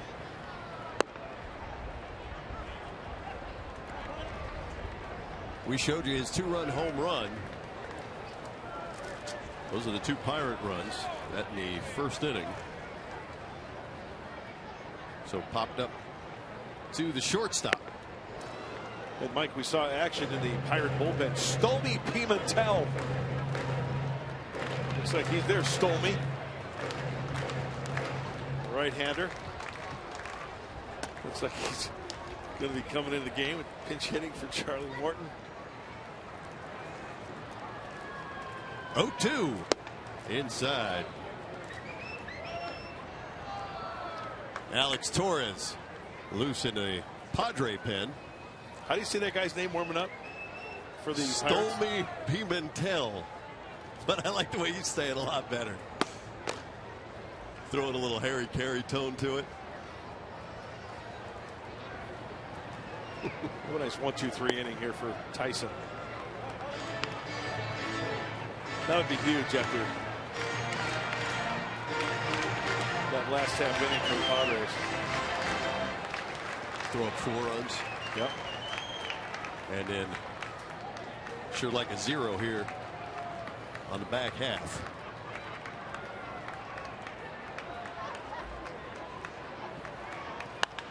Ball hit hard right field.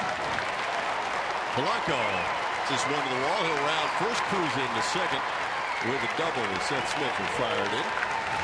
Boy, he's got a good looking swing. He's 2 for 3 today.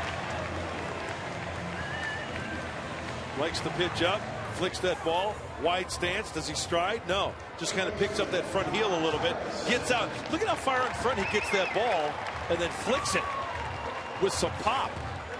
Boy, long arms, long legs. When this kid runs, it's like a thoroughbred. He gets going. Hey, the Pirates got themselves a good one right there. So he's a 5-tool guy, and he's showing it here. So Polanco 5 for 11 in the series. With 2 out, here's Josh Harrison.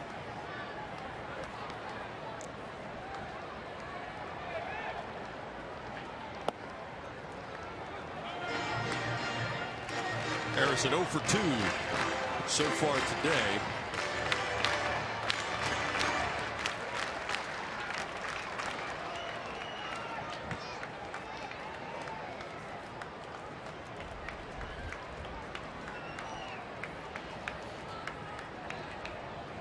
See, the Padres pitchers made a big adjustment against Harrison. He'd been 5 for 6 in the series, and the Padres held him 0 for his last 3.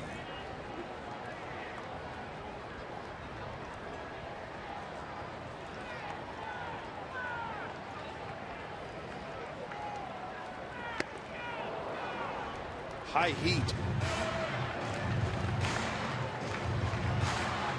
I just don't know how you adjust as a hitter to a guy who throws that hard. I don't see how guys do it, With quite that, frankly. and then that sharp, ridiculous slider. Yeah. And I've said it before, don't underestimate the fastball also. And not only the fastball, but the movement of that fastball at 96. It's ridiculous. 0-2 to Harrison. Oh! Inside and gets it.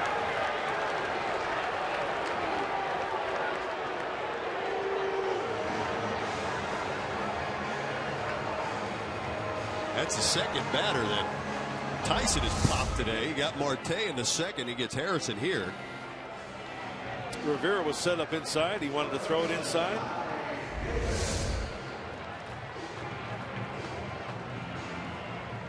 Hey, if you're a team that's giving it, right, the hit batsman, you got to take it as well, right? Absolutely.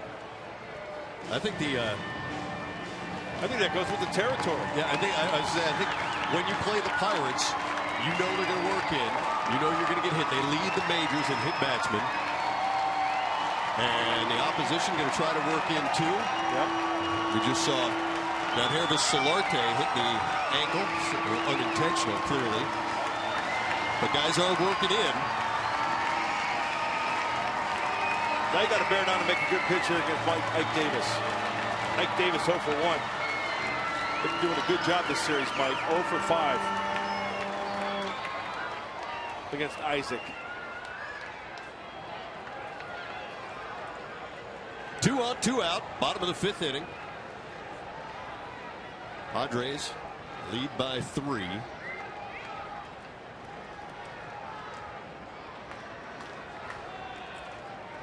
Polanco at second. Harrison at first.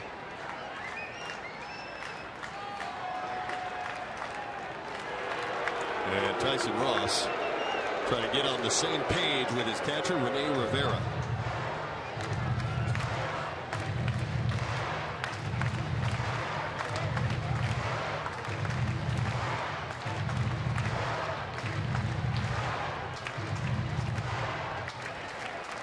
Playing him to pull on the infield. Seth Smith. Stand corrected. Yonder Alonso at first base. Jerko on the right side. Playing him to pull.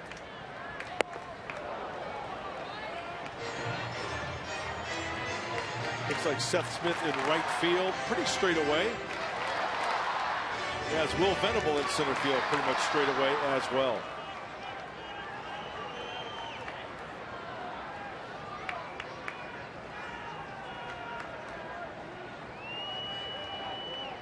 Because of that slider down and in, hit it on the ground, playing the pull on that right side of that infield. 0-1 to Davis right there. Time now for the Cholula flamethrower. We got Tyson Ross. I'm thinking a big number, 96. Coming in hot for the right-hander. Add a little heat to your next dish. Cholula. 0-2 now to Ike Davis. Out to center field. Venable coasting under it. He'll put it away. So a double and a hit batter. Nothing across for the Pirates. Padres lead 5-2.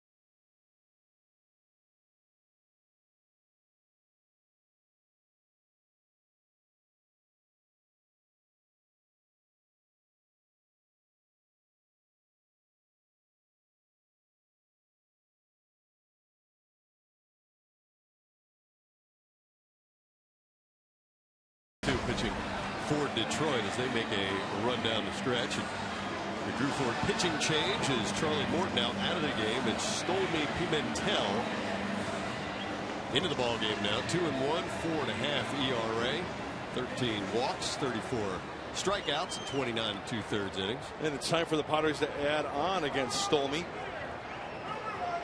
3-pitch pitcher.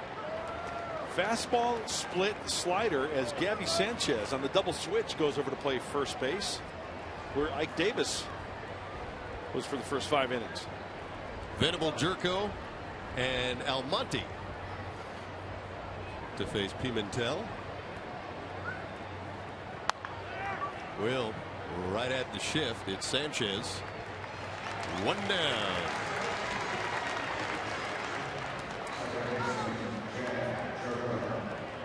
What if Stolmy is short for his given name? Stolmenter? Stolmerick? Stolarama? Could be.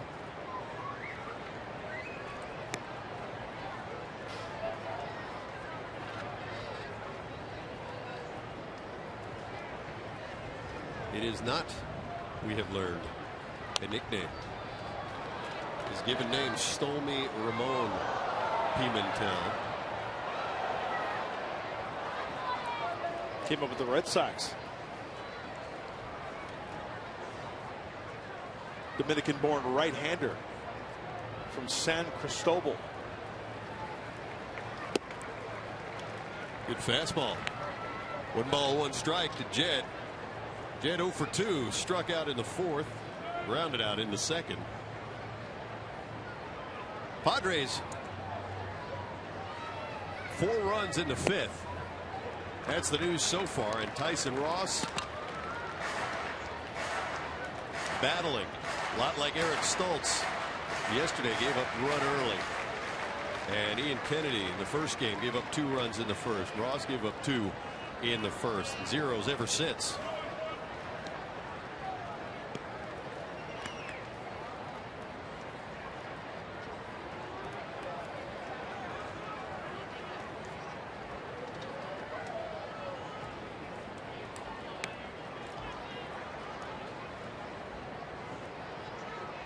Two to Jerko. Up the middle. Boy, did Jed need that. Huh? That he did.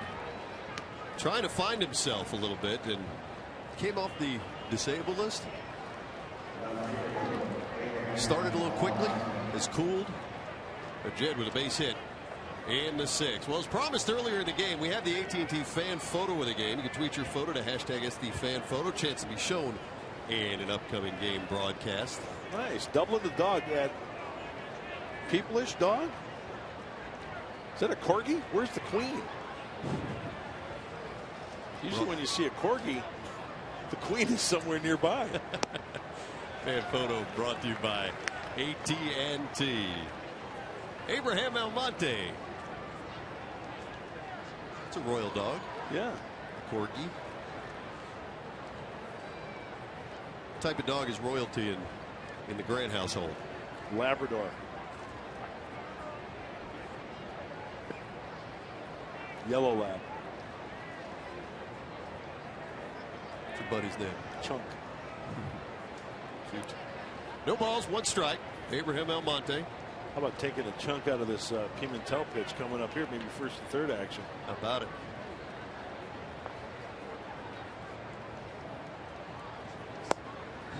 Throw behind the runner, but Jerko is back.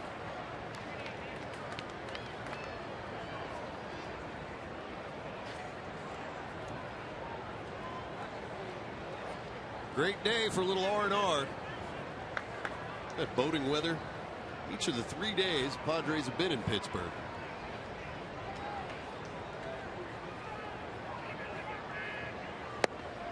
Good sharp breaking ball. You mentioned the fastball from Pimentel. Get up to the mid-90s. A little sharp breaking ball there for Stolmy. 92 to 97 on that fastball.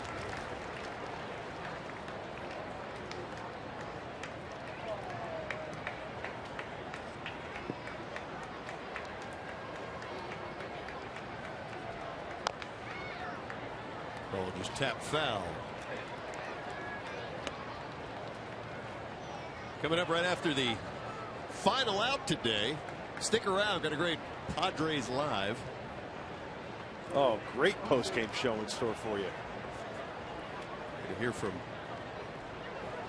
Buddy on why the Padres have been so successful at PNC Park. And Mark Sweeney looks into his crystal ball. He's going to tell us who he thinks the National League MVP is going to be. I got a feeling where he's leaning on that, but you'll have to wait to hang around and see what he says. Can I put in my 2 cents? Of course. I'm kind of leaning towards pitching. See where I'm going? Guy who works up to 5. It's a team that's kind of blue. Well, we'll see what Mark Sweeney thinks. That's Padres Live, the post-game show, immediately following us here in Pittsburgh. This copyrighted telecast is presented by authority of the San Diego Padres and may not be reproduced or retransmitted in any form. The accounts and descriptions of this game may not be disseminated without the express written consent of the San Diego Padres.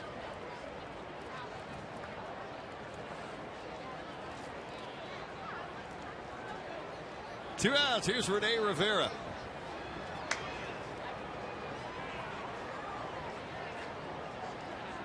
Struck out, singled, scored.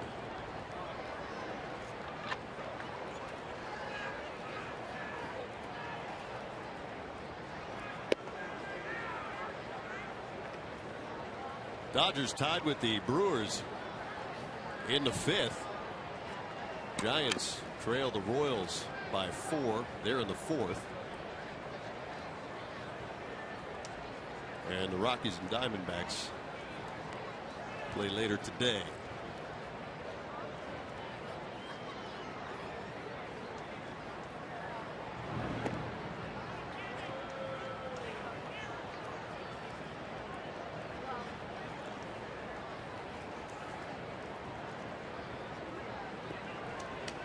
Hey, be sure catch the Padres at home tomorrow, Tuesday and Wednesday. Just a brief 3-game homestand. Team heads out on the road. Play St. Louis and the Dodgers.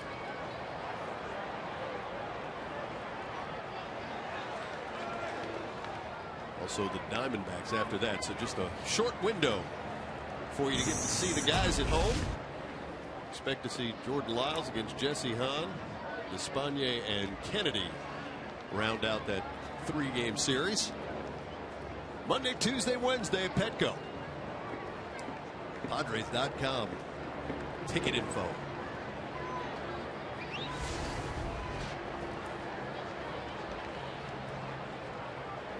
Rockies really scuffling. 20 games back in the West. And Rivera swings through the pitch. 1 ball, 2 strikes. Yeah, and early on in the season, weren't they on their high horse there? Absolutely were. Well, they were hitting. They always hit. Yeah. And the pitching was holding them around, but then the pitching has just fallen apart. They're 45 and 71.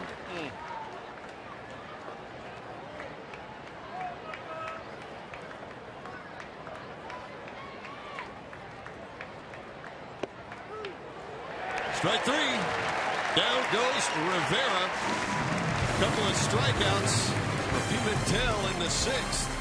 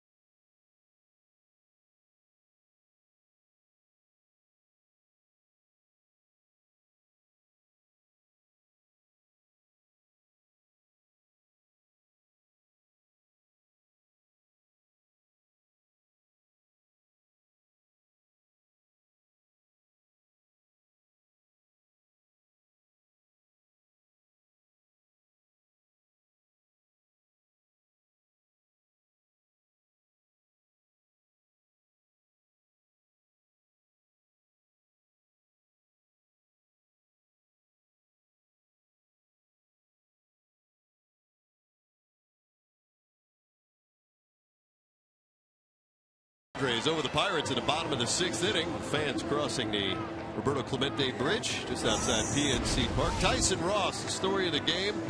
Most consecutive starts, having thrown 6 or more innings and allowing 2 or fewer earned runs, is an active streak of 9 consecutive starts. Only Felix Hernandez with more at 15.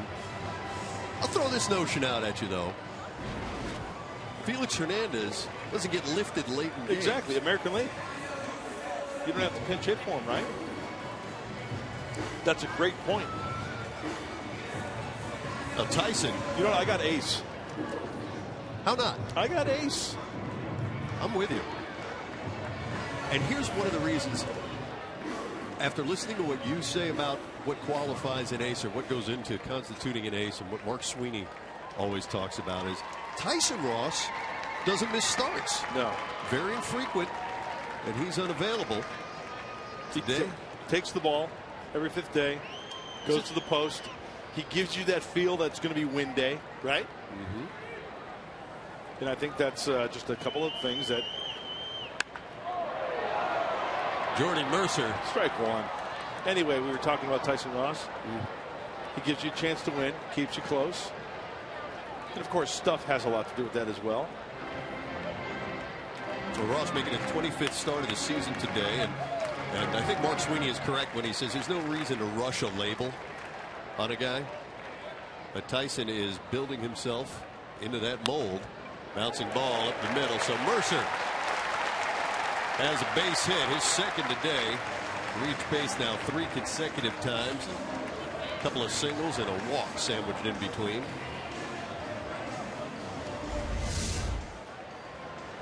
Well, coming right in at you is a fastball. Just short, quick to the baseball, going right back from where it came from. Here's a number that'll tell you why Tyson Ross been effective today. After the 2-run home run, the whole day at PNC Park, Tyson has faced 24 hitters. This is hitter number 25 in Travis Snyder, and he has thrown 19 first pitch strikes. 19 of 24. I'll take that ratio. With a power arm? Yep. Impressive.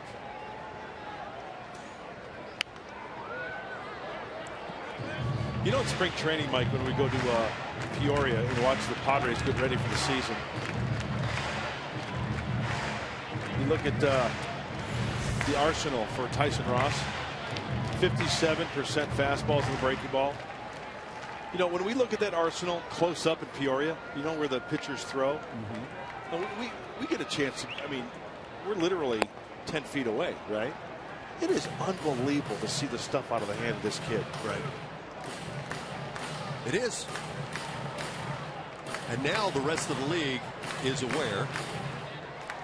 That's why he was recognized as an all-star.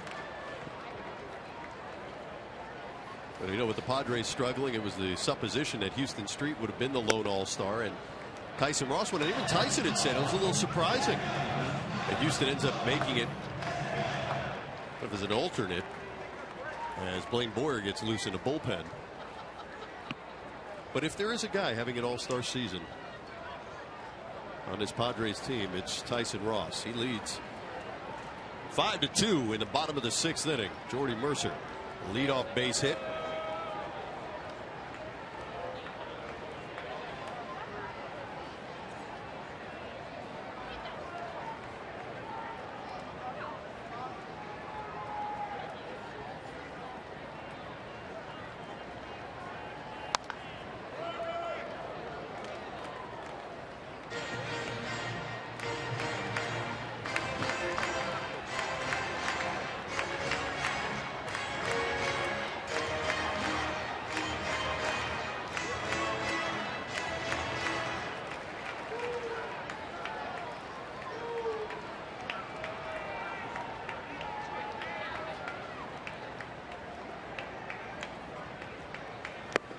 Struck him out.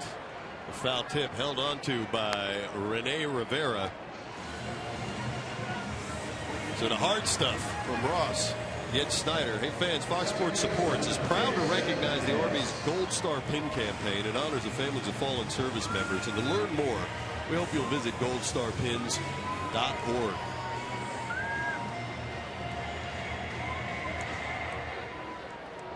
Hey, only the third strikeout this afternoon for Tyson Ross, but that's not, he's making good pitches. If you're putting the ball in play, that's fine. If it's on the ground, taking weak hacks, strikeouts aren't everything, right? I'll tell you this, strikeouts, not having too many of them today, may be playing to his favor because he threw so many pitches early. Good call. Had he done his usual routine where he runs up the strikeout total as you see the pitch counts by the innings. Boy, that first inning, 30. He could have been out of the game an inning or two ago. Walked out maybe with 7 punch outs, but he's still battling here in the bottom of the 6th. Jason Nix is the hitter for the Pirates. Nix 0 for 2. Double play and a foul out. Tyson has thrown as many as 120. That's when he threw that 9-inning complete game shutout against the Reds back on July 2nd. That string of 7 starts that we talked about in the pregame show.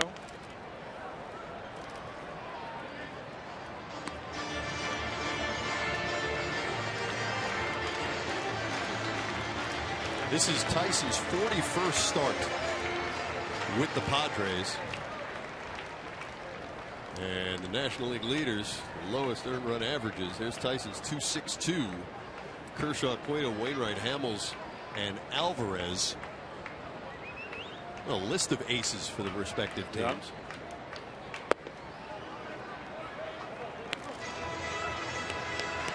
Tyson now 21-26. First pitch strikes. Talked about the Padres facing the Rockies. Pirates, as they look to hang around the Central, they've got 4 with Detroit, 2 in Detroit, 2 back at PNC.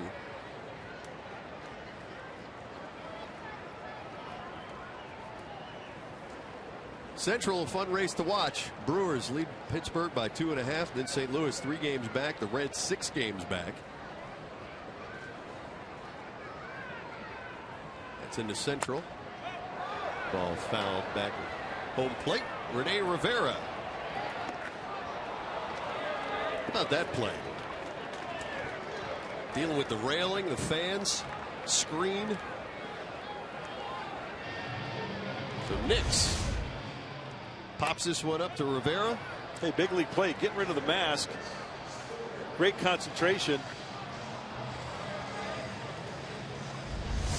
Big out.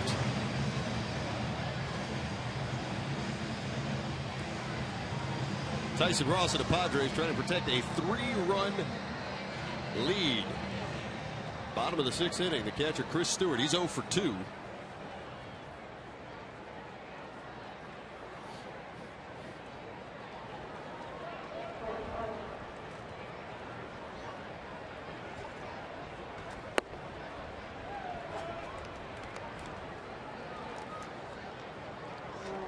As I was mentioning, Mark, this is his 41st start, Ross, as a Padre.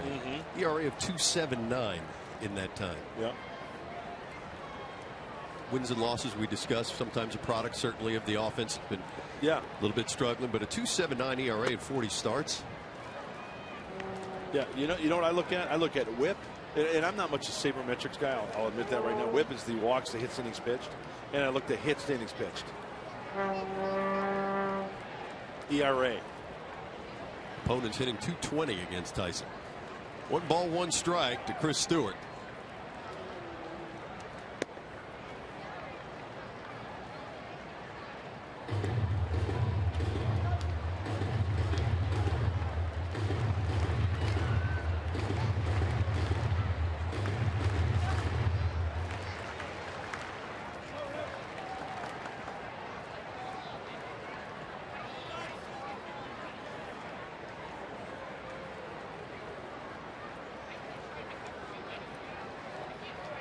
Little cheerleading right there by Rene Rivera.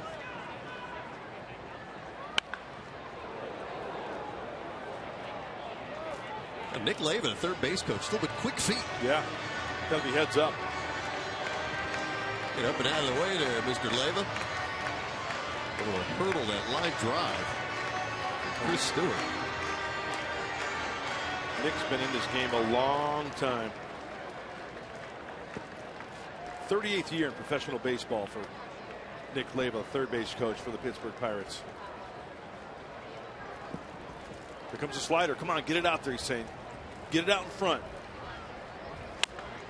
Third baseman, nice play. Yangervis Solarte. 5-2 ball game. You know what? Sometimes you strike them out. Sometimes you rely on the leather. Hang with him. The sixth.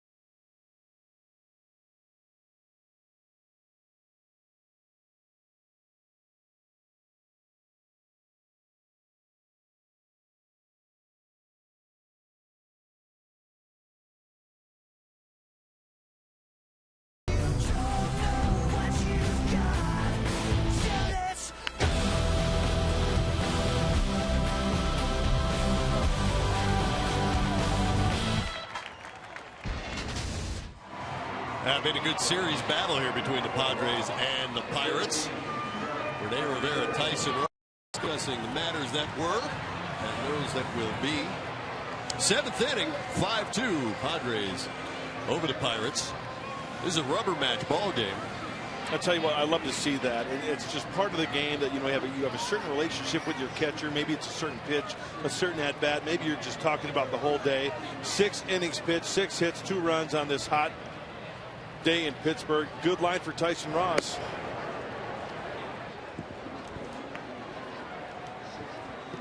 So with Tyson's day done, Jeff Francoeur getting a chance to pinch hit.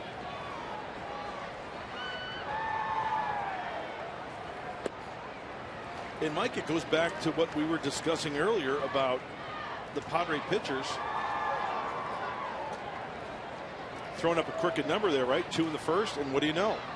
1, 2, 3, 4, 5 of the next innings that he threw were shutout innings for Tyson Ross. So making an adjustment kept him close, and the Padre offense gave him some wiggle room. The 3-run lead, and that's where we stand, 5-2. Well, for Tyson Ross, in line for the decision, as you check out the other starters, Ian Kennedy and Eric Stoltz, Patricio Despaigne in that group. Padres starters have gotten 91 decisions this season. Most in all of baseball. There you see Despaigne, Kennedy, Eric Stoltz.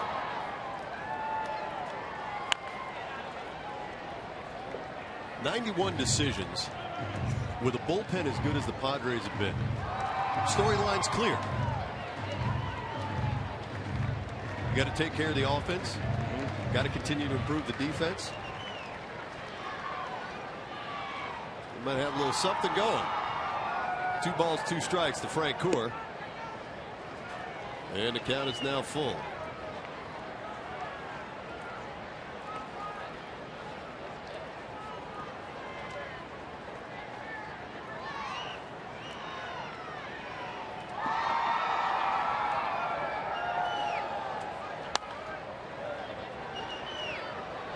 Oh, Stolmy humping it up to 96.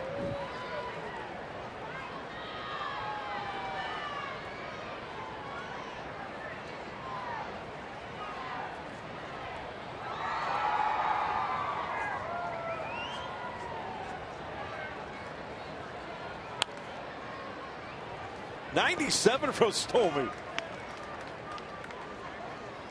Hey, you know, Stolmy got that 97 turned around the game before the Padres came into town. Remember, we had an off day. The Marlins were in. Right. And Giancarlo Stanton about hit one into the Allegheny. Take a look at the Padres box score. And Frank Core, it's going to be a tough play, but one made nicely on the run by Starling Marte. And Frank Core is the first out in the 7th. Well, Jeff Francoeur hit that ball well, and you know what? He was going the other way against Pimentel. Well, let's go back to Yonder Alonso against Charlie Morton. Single the other way. Will Venable, he took that two-seamer up in the zone away. And then you go to Seth Smith as Almonte goes the other way as well.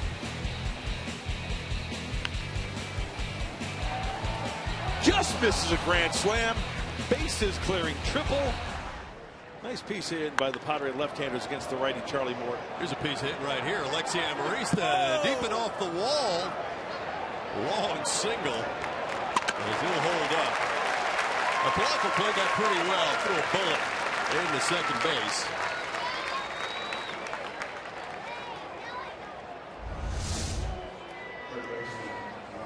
Well, he put a good charge in that one. I think he thought it left. Yeah, I think so.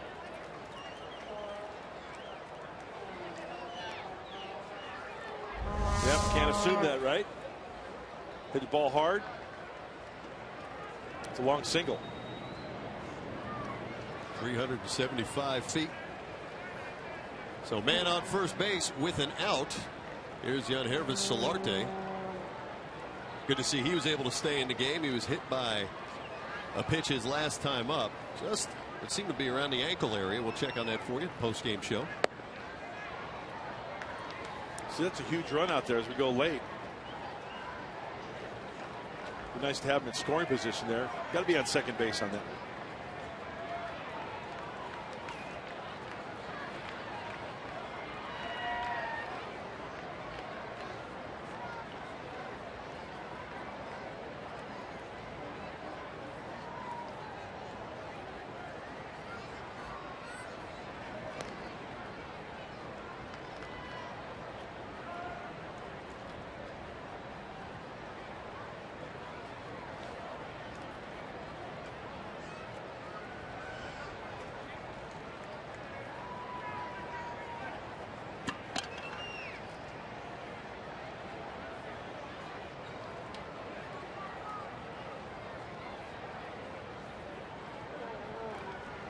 Pimentel concerned with Amarista. Lexi has 9 stolen bases.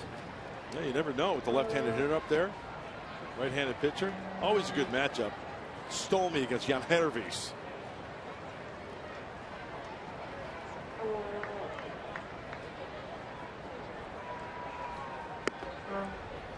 Maybe disrupt him a little bit too over there. Kind of a bluff start by Alexi.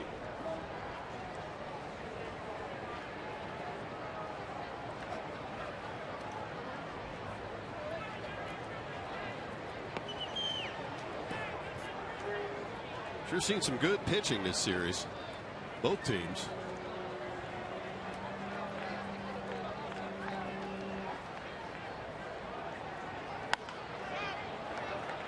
Lifted behind the shortstop Mercer. That's trouble. And that's going to be real trouble. Mercer couldn't get to it. Snyder a long way to run. He couldn't get there either. Like Mercer just drifting with that. Never really went that hard. Snyder in left field. He was coming in a little bit harder. Like Jordy Mercer thought he had a play or was concerned he was going to get trucked by Snyder. Yeah, and you know what? It looked kind of like Snyder. I don't know whether he anticipated that ball being popped up on the infield from his vantage point. Any way you look at it, first and second for San Diego. Hey, take advantage of that. I mean, a ball up there in the air like that, that's got to be caught, don't you think? Sure. So Solarte is now at first base. Amarista down at second. Another RBI opportunity for Seth Smith. Base clearing triple in the 5th inning.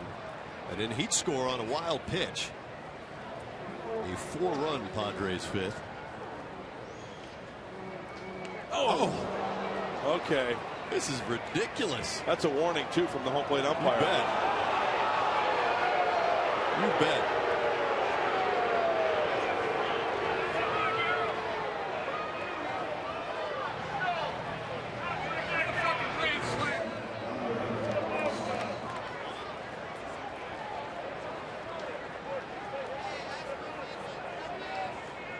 And a slow walk as you take one more look at the pitch that got Smith.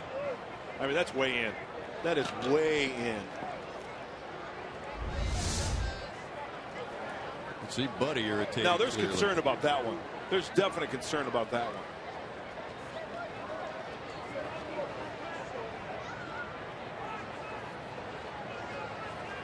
You know the best way to get at these buccos? Hit a gapper. Hit a grand slam. Alonso does have a hit and an RBI in the 4th. And we mentioned it before, the Pirates lead the league in hit batsmen. They got Solarte, they got Smith, got Medica twice last night. And again, Pimentel inside.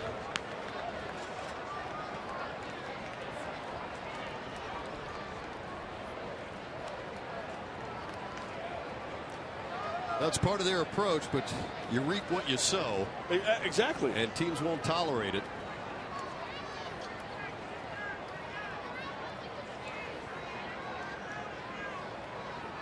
One out here in the top of the 7th inning.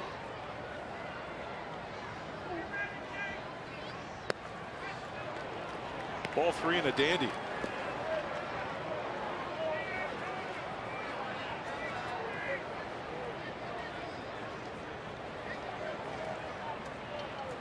Amarista, Solarte, and Smith, the base runners. And it's 3-0 to Alonso. Green light, 3-0. Wow.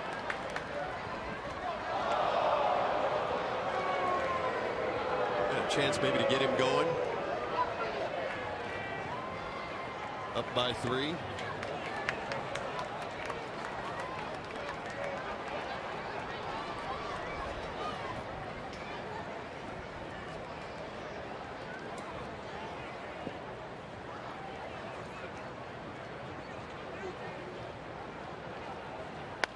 Rip foul.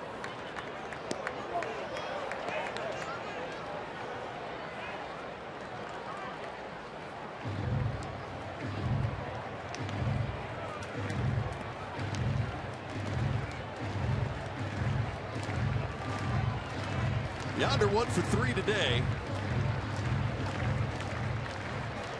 Line out, ground out, base hit in the RBI.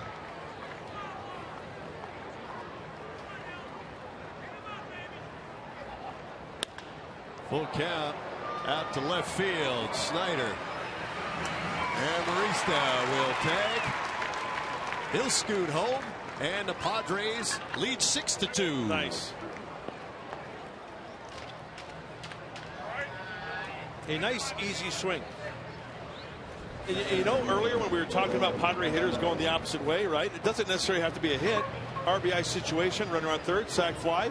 Yonder Alonso going to deep left field. Getting a pitch that way, elevated and adding on. Nicely done.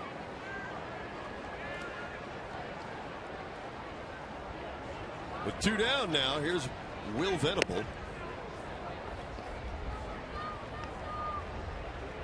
Will has a hit and 3 trips, and Buddy works that lineup card. Prepared to try to close this one out.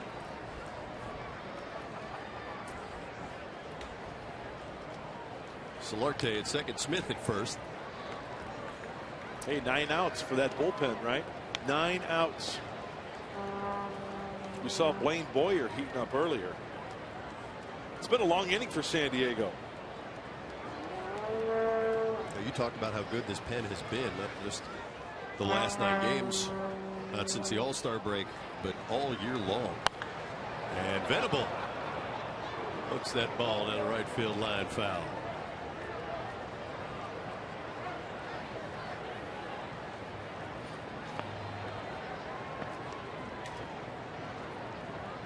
Padres 32-12 all time at PNC Park. 32-12. They lead this one 6-2.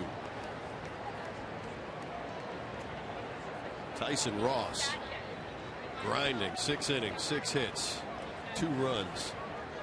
This team's giving him some offense.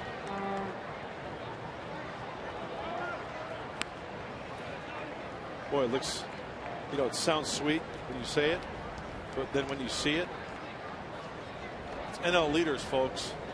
Highest winning percentage right here in Pittsburgh since 2001. Better than the Dodgers, better than the Cardinals. Hard to believe that this team has never lost a series, even here at PNC Park. They're 13-0 in series.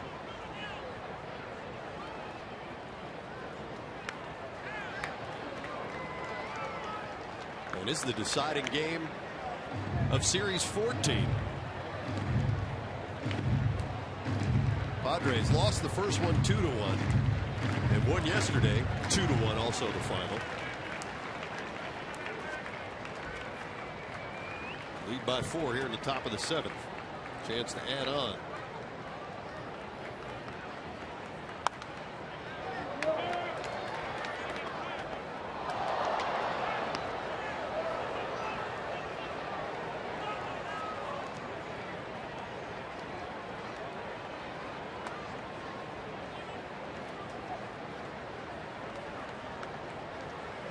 Stolmy getting a workout.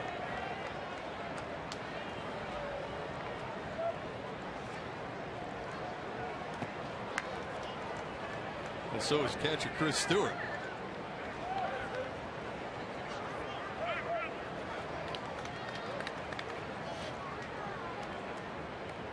And Stewart had to handle Charlie Morton, the Pirates starter, who was perfect for the first 3 innings. And the Padres got to him.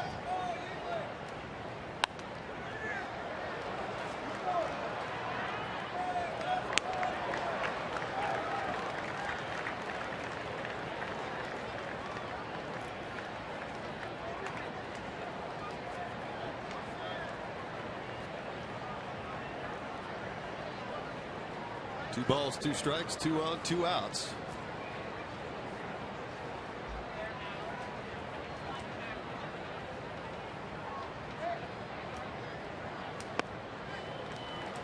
Look at that Fox Tracks brought to you by Southland Technology, and everything on the inner half. And way in, up and in.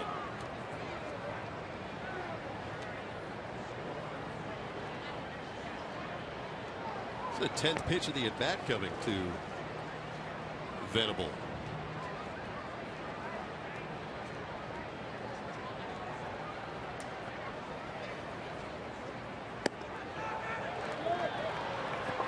And a pitch where he goes away. He walks Venable. Hey, that's a good plate appearance by Will Venable. He fought off some pitches. He was getting pounded hard inside there. And he extends the inning. Passes it on to Jed Jerko with the bases loaded. So Jed 2 for 11 in the series. One of his family and friends in from Morgantown, West Virginia. 1 for 3 today. And bases are full. Solarte, Smith, and Venable. And his pitching coach, Ray Searage, come out and chat things over with Stolmy Pimentel. And as we have a moment, I want to tell you that America's new sports network is the place to turn before every slam, every goal, every game with America's pregame only on Fox Sports 1. Streaming live on Fox Sports Go as well. You can tune into America's pregame weekdays, 3 o'clock Pacific. It's only on Fox Sports 1. And if you'd like to find Fox Sports 1 on your cable satellite provider, go to foxsports1.com. Action in the Pirate bullpen. Jeanmar Gomez getting loose.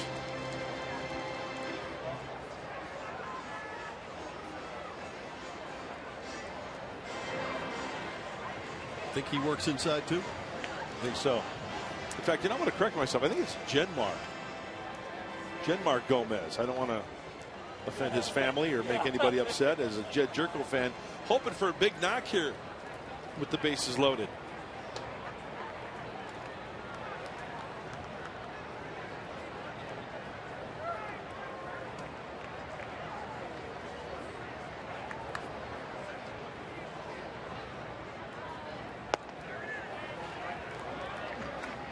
Now Jed tried to hold off, just could not.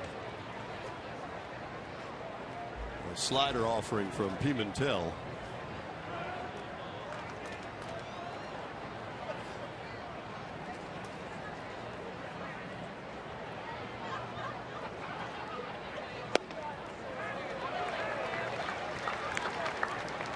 And Jed behind now 0-2.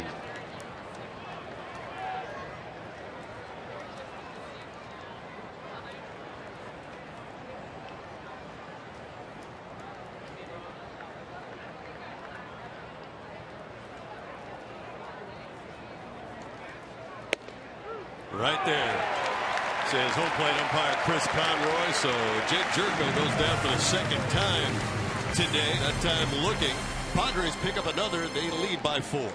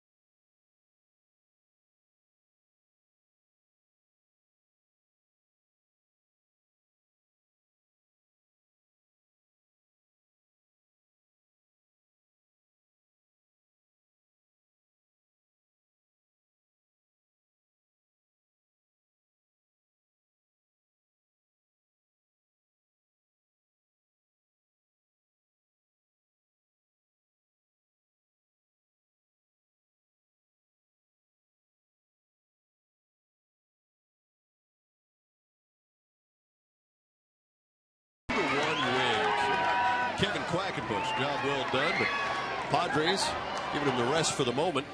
And Blaine Boyer comes in to take over for Tyson Ross. Yeah, Mike, crunch time. And when it comes down to crunch time, late, close, this bullpen has been doing great. And as Blaine Boyer enters this game, great numbers for the right-hander. Very few walks, only 3 free passes, along with 19 punch-outs.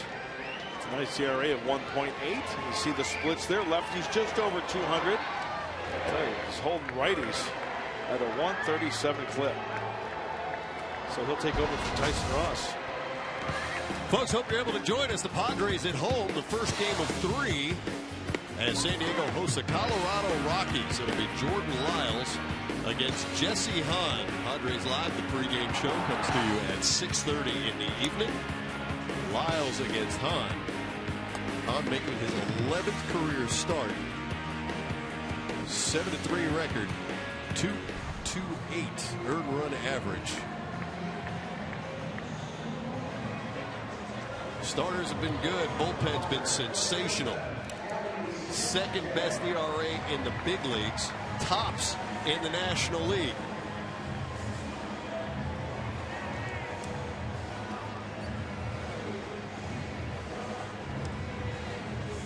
Gabby Sanchez, part of a double switch, took over for Ike Davis. He'll lead off, then they'll go to the top of the order. Starling Marte, Gregory Polanco. 6-2 Padre lead, bottom of the 7th inning.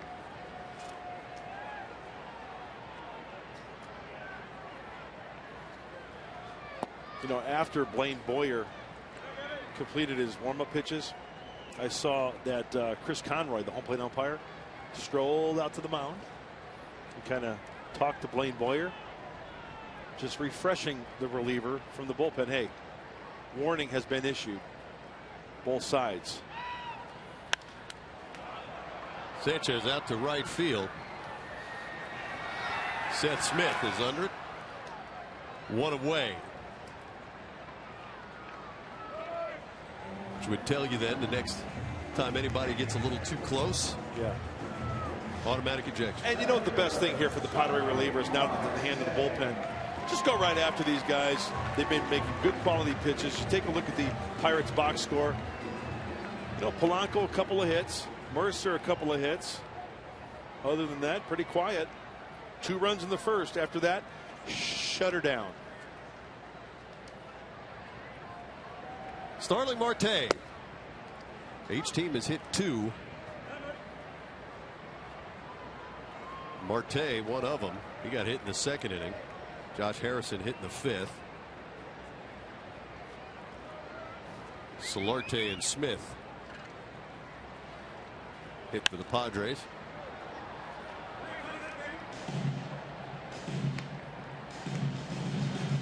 You know, a lot of this attention began to focus a week or so ago in a series the Pirates had with the Diamondbacks, when the Pirates hit Paul Goldschmidt. In the end, it would fracture his hand. Clint Hurdle maintaining it's just the philosophy of the organization to throw inside, and it got away from his pitcher. So Goldschmidt was hit, and then Andrew McCutchen was hit in the back. And initially it was thought that's what fractured Andrew McCutchen's rib, but it turns out it was more a product of a swing he took in the game.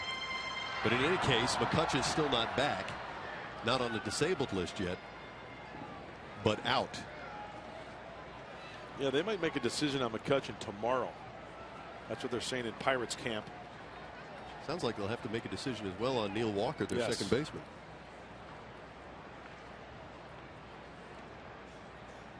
Oh, 2 to Marte. Out to left center field. Almonte in that notch area, the North Shore notch, just to the center field side of it. And he puts it away, 2 down. You know, that's not an easy play. You got the wind whipping from left to right. As you mentioned, you've got that little quirk in the bullpen area. He can feel the warning track, and then he kind of retreats just a little bit. A nice job by Will Venable backing up his left fielder. A nice play by Abraham. He's got the old school sunglasses working as well, the old flip downs. After the fact. Hey, that's a nice catch as well, Abraham. Now, the way the sun's been bright out here today, hazy. Need a welding mask. Gregory Polanco. You were just waiting to break that one out, weren't you?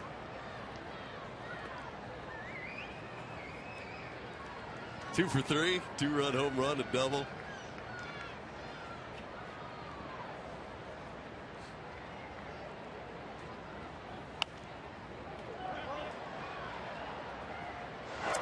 You know, one more thing the Pirates are contending with right now is what to do with Pedro Alvarez. Power hitter, just back from the bereavement list, but he'd been struggling so badly defensively. Yeah. At third base, there's talk about moving him to first, and I guess they had a conversation with him yesterday. And Alvarez says that he's agreed to do whatever he can to help the club. Bouncing ball, second baseman Jed Jerko up with it over to Yonder Alonso. Polanco gone, so the Pirates go in order in the seventh. We head to the eighth with a Padres lead.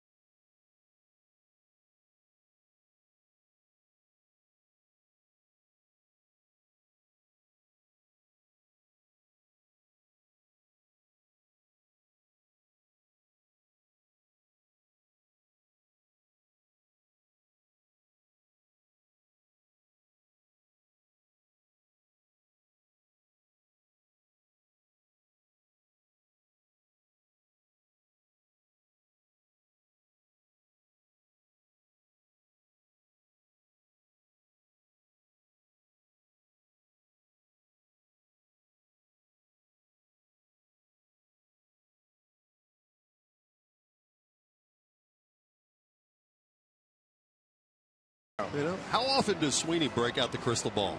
I love it when he does. Yeah, but it's not often. If he's got 6 good lottery numbers, I want him to let me know. Yeah. Jeanmar Gomez, right-hander, out of the pen for the Bucks. And once again, the home plate umpire saying, hey, warnings have been issued. Just want to let you know. Boy, lefties hitting 400 off of Gomez. Righties 223. Every single Padres starter now has a base hit at least. 6 runs on 8 hits. For San Diego, 2 runs on 6 hits. For the Pirates, it'll be Abraham Almonte, Rene Rivera, and a 9th spot in the order to face Gomez here. Top of the 8th inning.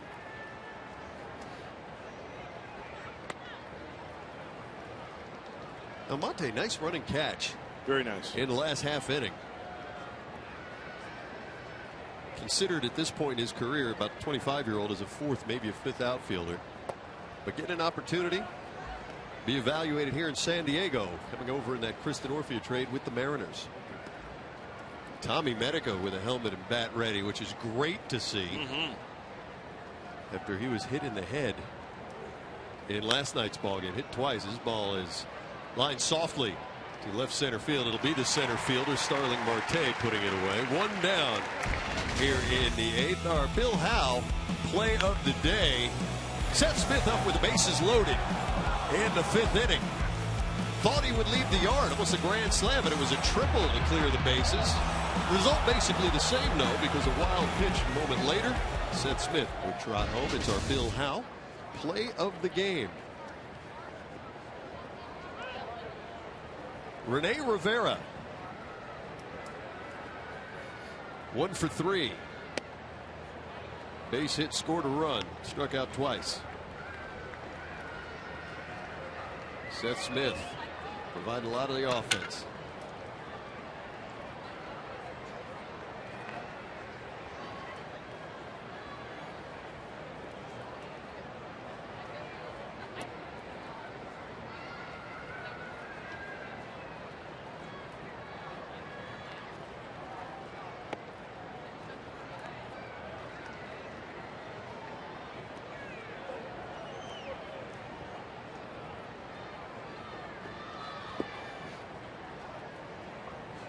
Renee comes into the ball game at a .236 clip, 8 home runs and 28 RBIs.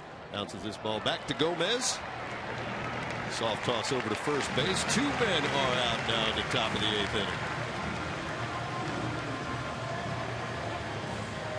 So John Mark Gomez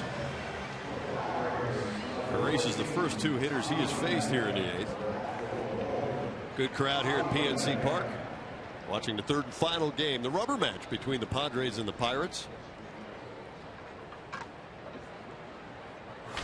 Tommy Medica, .272, 7 home runs in 68 games. As we mentioned, hit twice. Once in the foot, once in the head last night. Said his helmet was cracked. Really? That's what he said. Back of the helmet, he said he looked at it, was a small crack in it. Pirates doctors checked him out. Wow. Said he was fine.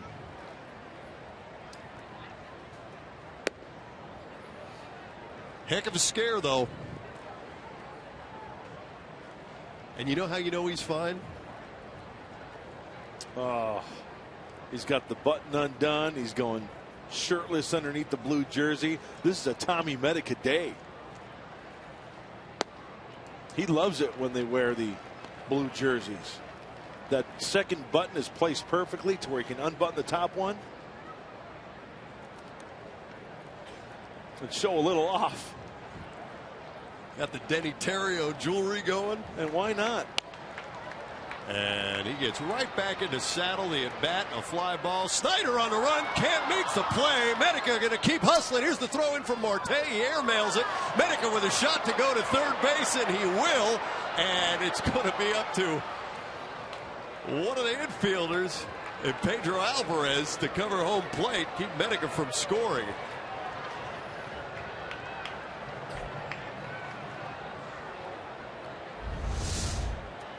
Boy, if there are any cobwebs, he shakes them out with that sprint. I was just going to say, let's back it up. Well, second time this afternoon that the ball hit the left up there a long time. Travis Snyder not coming up with it, doing the old tuck and roll, still rolling, and then Tommy Medica sees the play in front of him, and he's not going to hold up.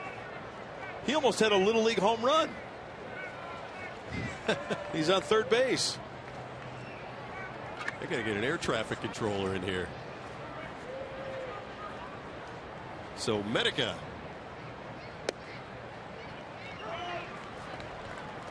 At third base, a double and an error. And here's Alexi Amarista. Wow, he got the call on that first pitch, huh?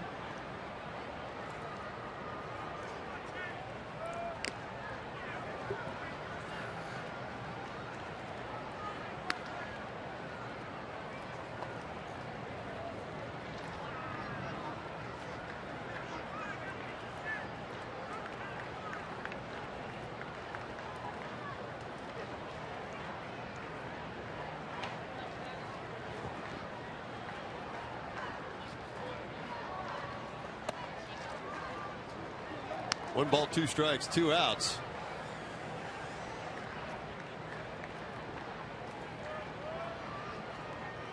Pirates making a few defensive changes. Pedro Alvarez in the game at third base. Josh Harrison moves from third over to second, and Jason Nix goes from second to right field.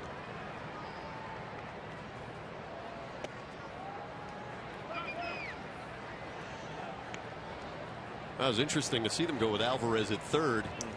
24 errors. They just talked about moving him to first to try to limit some of the damage. You see Alvarez, some pop in the bat, no doubt. But defensively, really scuffling.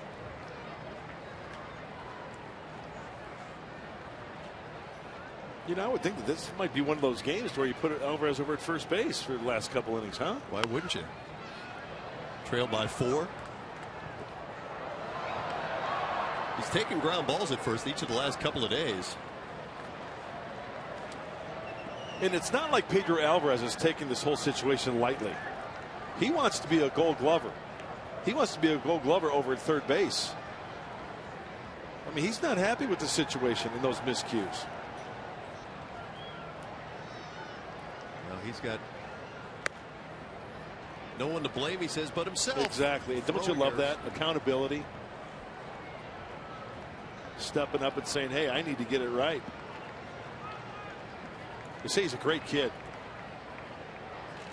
Clint Hurdle, just a tough conversation to have, as I'm sure every manager feels with every young player who's got to tell some tough news to.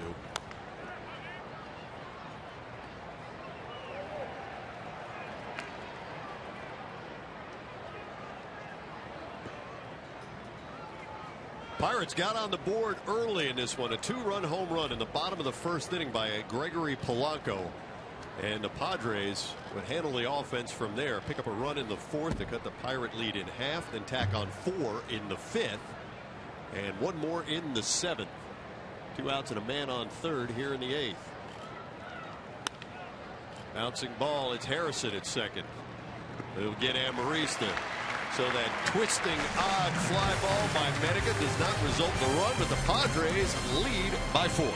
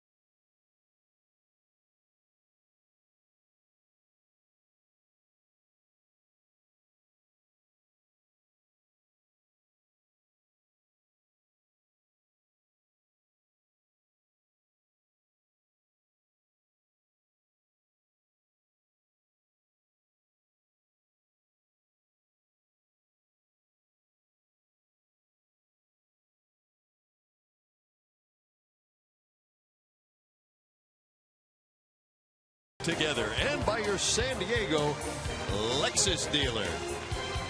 And landmark fountain there in the background at the confluence of the Ohio, Allegheny, and Monongahela rivers. Downtown Pittsburgh, Pennsylvania, PNC Park. Bottom of the 8th inning. Padres lead this one by 4. Josh Harrison facing Dale Thayer.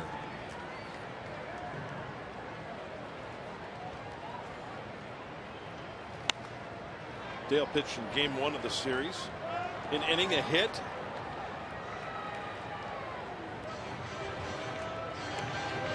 Hey, quick innings here in the later innings, right? 8th and 9th. Blaine Boyer did a fine job. Perfect 7th. 1, 2, 3.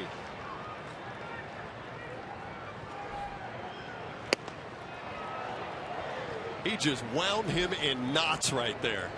Did you see that swing? Absolutely. By Harrison? Corkscrew. He just went right after him. Boy. Looked like Harrison started that swing, knew he shouldn't have, and just fanned right through it.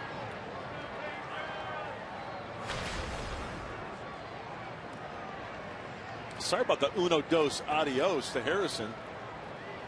Pedro Alvarez.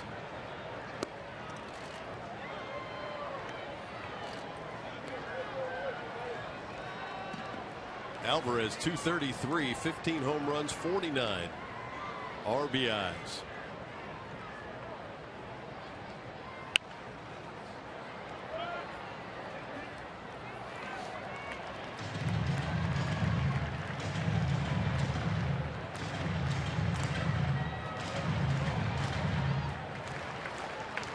Been a gritty series here for the Padres.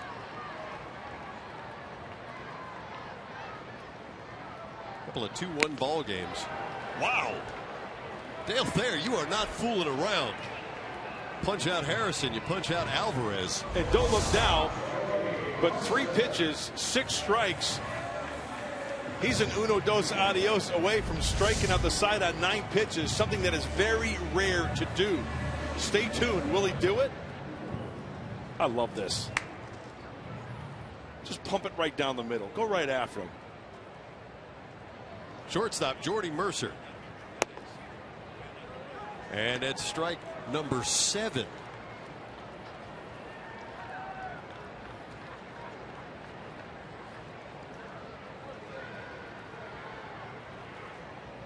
I was rooting for him. Hey, you'd have tied a major league record. Oh, that's harder to do than throw a no-hitter. Strike out the side. Yes, 9 pitches. on 9 pitches. Yep.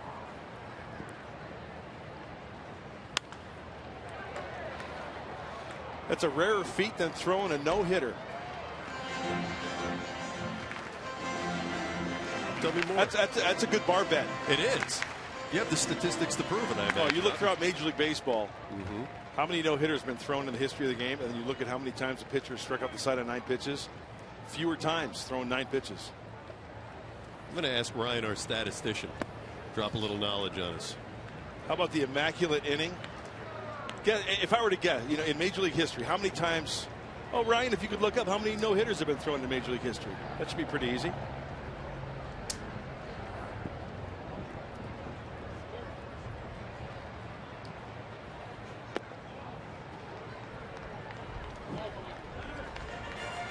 One thing I love about watching Dale Thayer throw is he's just unapologetic about it. Yeah. He takes his 92-93 and he just fires it forward. Good command of the strike zone. I'm guessing ballpark figure. There's been over 250 no-hitters in Major League history. What are you working on there, Ryan? Is that Big Blue? IBM's first supercomputer? Hey, stay tuned. We're going to have an answer for you coming back. Well, Dale Thayer would strike out the side right there. Didn't do it the way you planned it in 9 pitches, but efficient just the same. He'd get Harrison, Alvarez, and Mercer. Uno dos. Adios. Times 2.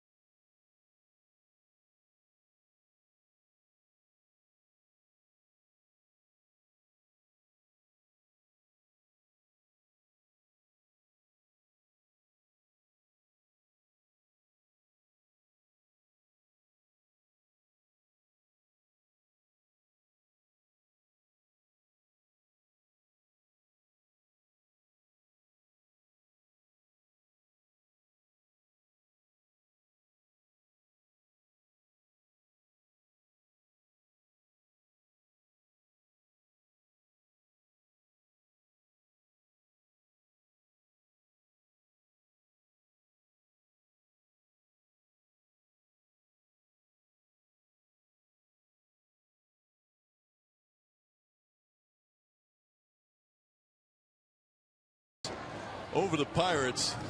What are you thinking, Crafty? Well, here's what I'm thinking. See this guy right here in the floaty? If I'm the captain of that boat, I'm untying the cord and going downriver about a quarter mile and watching for his reaction when he wakes up and there's no boat nearby. Gets caught in the middle of barge traffic. Oh, boy, that's why they don't give you the keys to the car, young man. You are not responsible enough. I'm glad you're able to spend part of your Sunday with us. Mark Grant, Mike Pomeranz with you. Another beautiful day in Pittsburgh, PA. Buddy Black, Seth Smith, Phil Plantier, and the Padres leading 6-2. John Mark Gomez on the mound for the Pirates. Yangervis Solarte, 1 for 2, single walk. He was hit. Scored a couple of runs.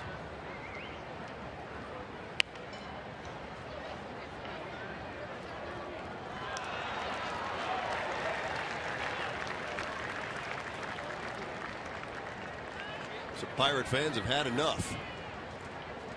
Walking over the Roberto Clemente Bridge. Back over to downtown. Wrap to the right side. It's Harrison. 1 down.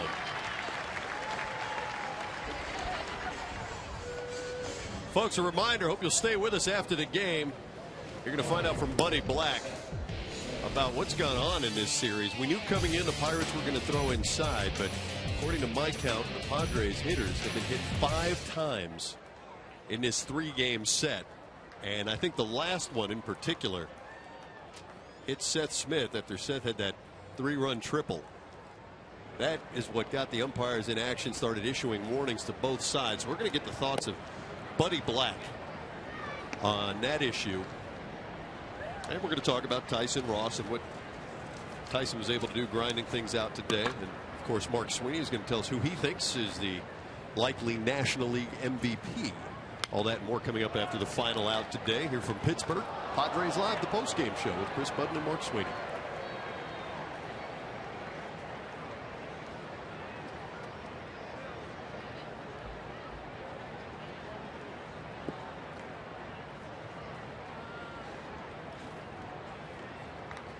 That's a nice cruiser. I was just going to say. Beautiful. How about that? They play the shift on you. You don't care. You lift one over the infield. You hit one to the wall. That's one way to pay a team back. After they hit you, you just continue to hit them the only way you can. So a double for Seth Smith here in the 9th. Breaking ball down and in, and Seth Smith just drops the head. You talk about a guy seeing the ball well. Opposite way, just a couple of feet from a grand slam, and pulling the ball for a double.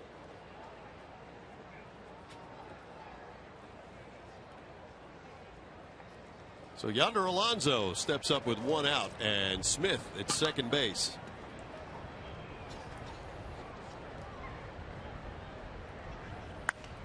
Mike, remember last half inning when Dale Thayer, uno dos adios, the first 2 hitters, and then we talked about the immaculate inning, 9 pitches to strike out the side.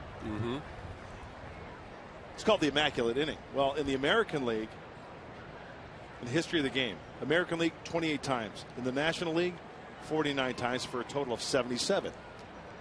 77 total in history of Major League Baseball. Okay. 282 times there's been a no-hitter. So the immaculate inning, rarer than throwing a no-hitter. Many thanks. 3 times more rare. Yeah. Wow. Hey, great research by Ryan. Yeah, thank you very much to Ryan, our statistician, and the guys in the truck. It's about time they did something down there. Combined no-hitter for those guys. Nicely done, boys. 2 balls and a strike to Yonder Alonso.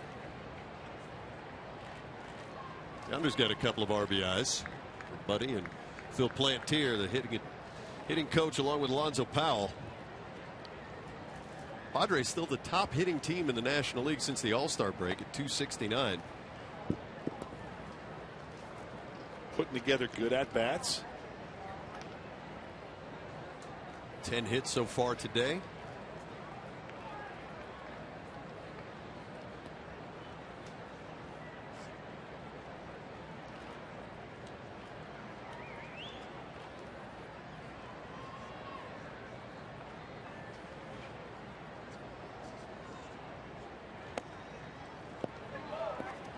Yonder Alonso, first time he has walked today, just the third walk issued by Pirates pitching. Well, Yonder Alonso, first at bat, ground ball, to the first baseman.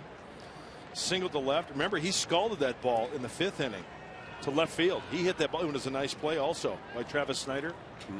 So he's been on base, but then the walk there, the sacrifice fly in the 7th. So a good day at the plate for Yonder. Absolutely. Here's Will Venable. He walked, he singled. 4 trips. Hey, you know what the best way is to get to the Pirates after the beaning to Seth Smith? Just have the wheels come off here in this inning. Score about 6 more runs. It'd be great. I got to tell you, I think that pitch that hit Smith. Who was the pitcher that hit him? May not have been intentional. It was Morton.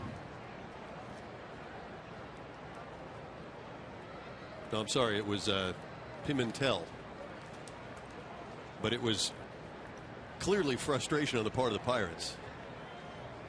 And Stolmy Pimentel would get him.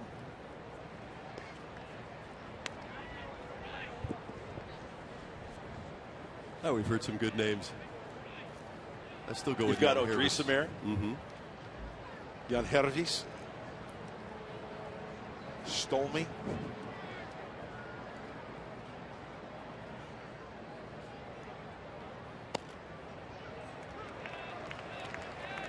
Three balls, 1 strike. Jean-Mar. Jean-Mar Gomez. Abraham. How many Abrahams have there been in the big leagues? Look, you gotta get Ryan all upset over your own stats. Start searching for that. Another walk. Venable aboard. So the Padres, the bases loaded. Couple of walks and a double.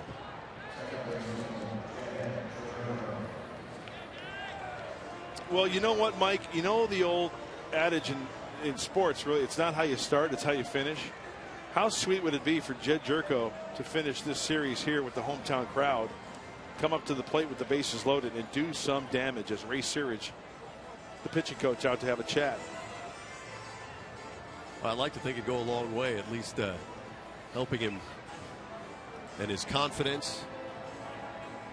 He's had 5 guys on base today ahead of him.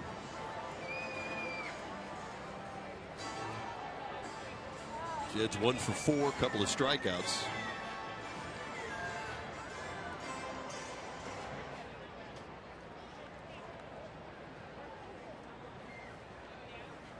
Two for 12 in the series.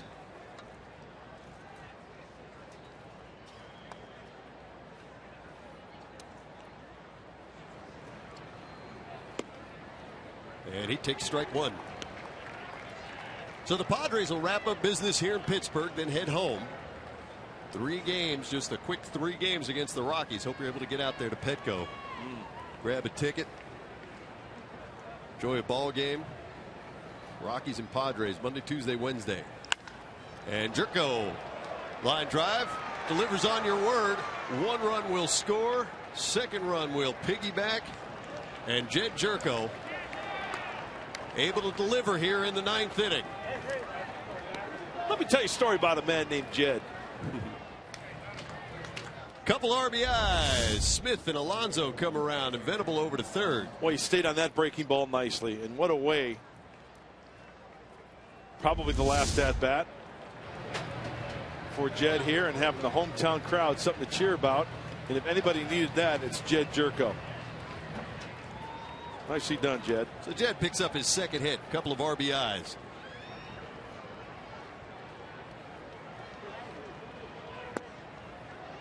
Now an 8-2 ball game.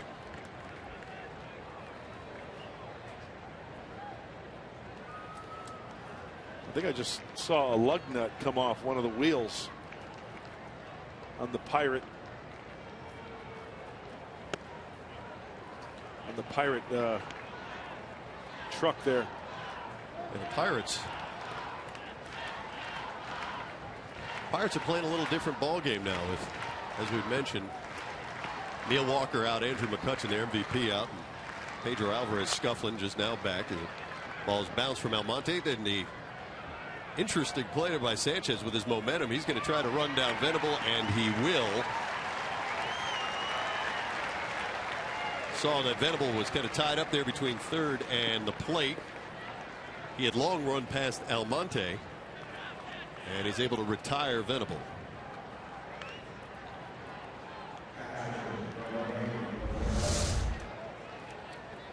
This is being aggressive as a fielder. Why mess up the transfer, right?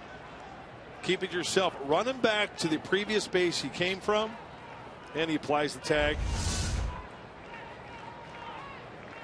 First and second, 2 outs.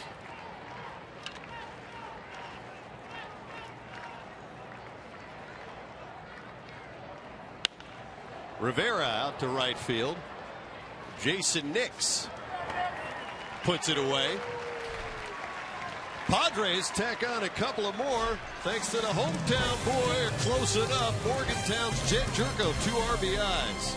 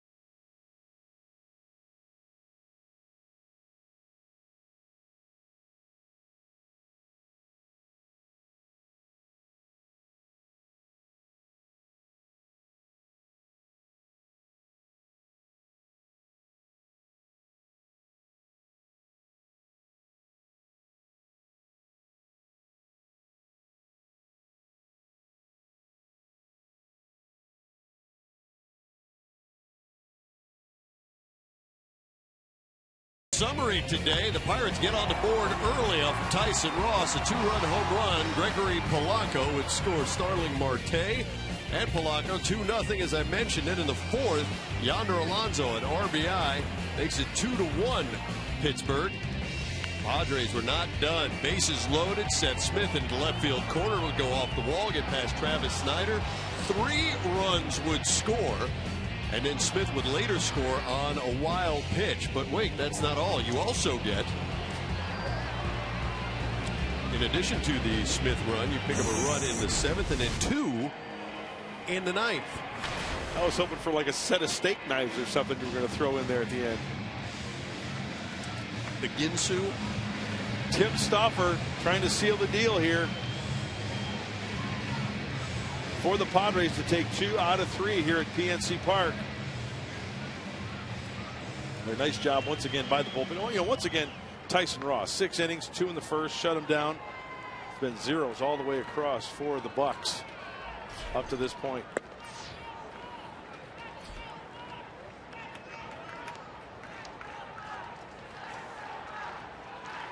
Travis Snyder 1 for 3. Padres with a 6-run lead at the bottom of the 9th inning.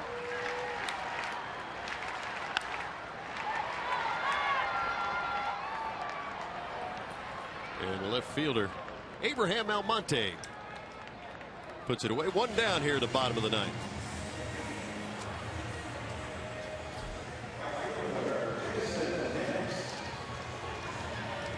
By the way, there's been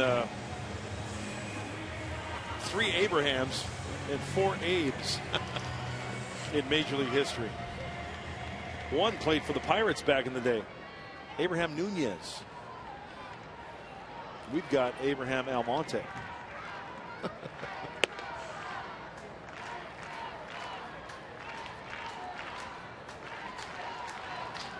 Jason Nix.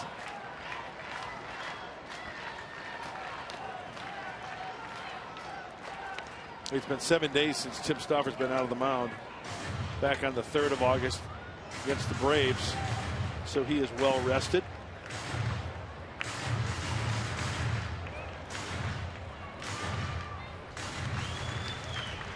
Yeah, I think it's about time to tuck away the Jolly Roger. What do you think?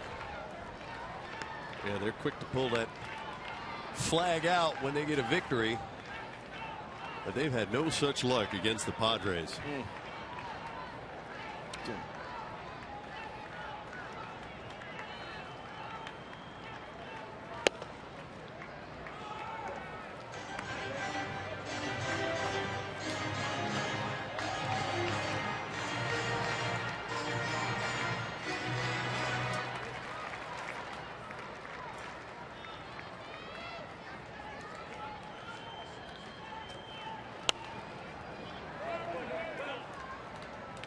Dodgers lead the Brewers right now 5-1. They're in the 8th. Giants trail the Royals 7-4. And the Rockies and Diamondbacks are tied at 2.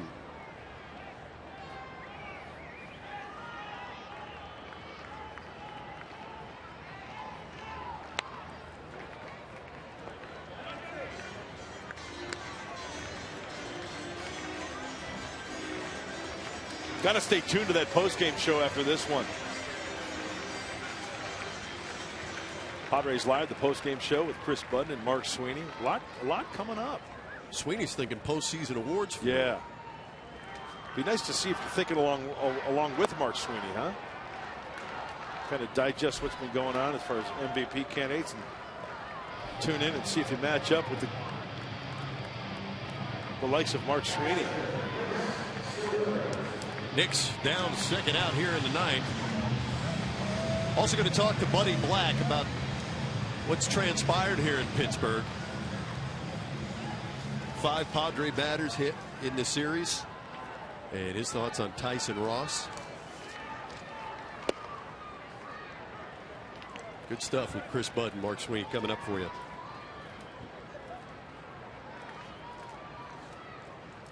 Tim Stauffer able to get Chris Stewart. Have the post-game show in moments.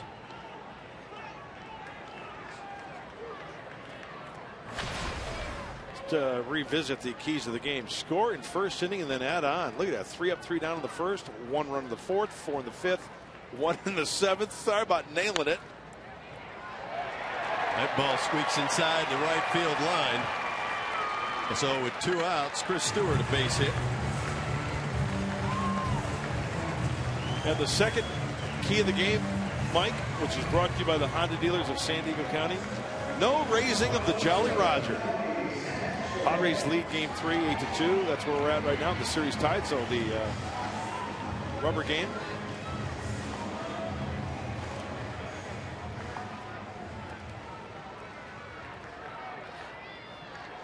Gabby Sanchez and Stewart will just trot down second base. Defensive indifference by the Padres.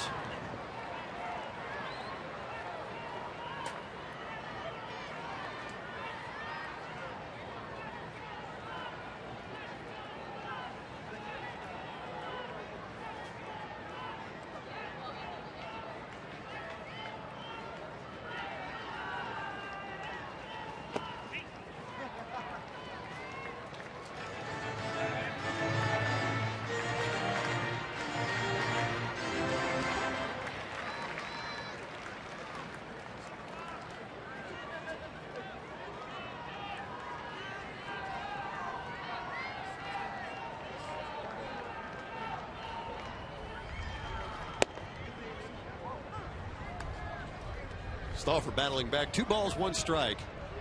2 outs here in the bottom of the 9th inning. Padres with a 6-run lead.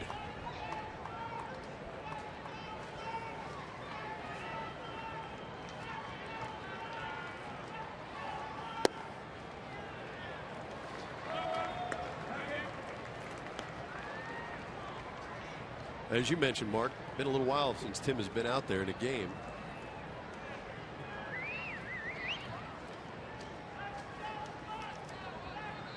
Gets the first 2 men quickly. Base hit, now behind 3-1. And he just paints right there. Nice pitch. Sanchez swings through it. Count now full.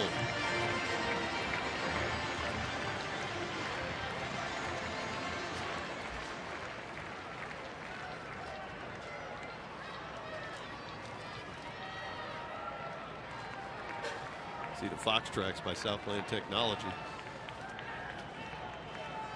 No called strikes would have happened, but called isn't the only way you get them. So the count full. That pitch fouled away.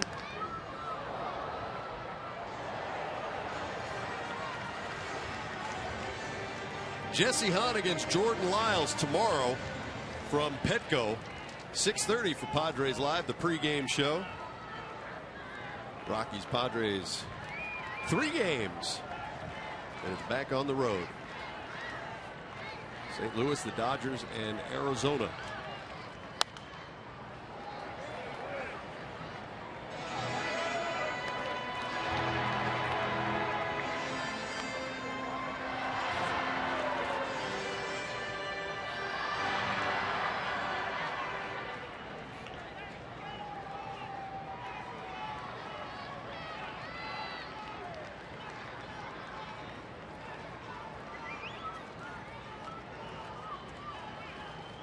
Got him.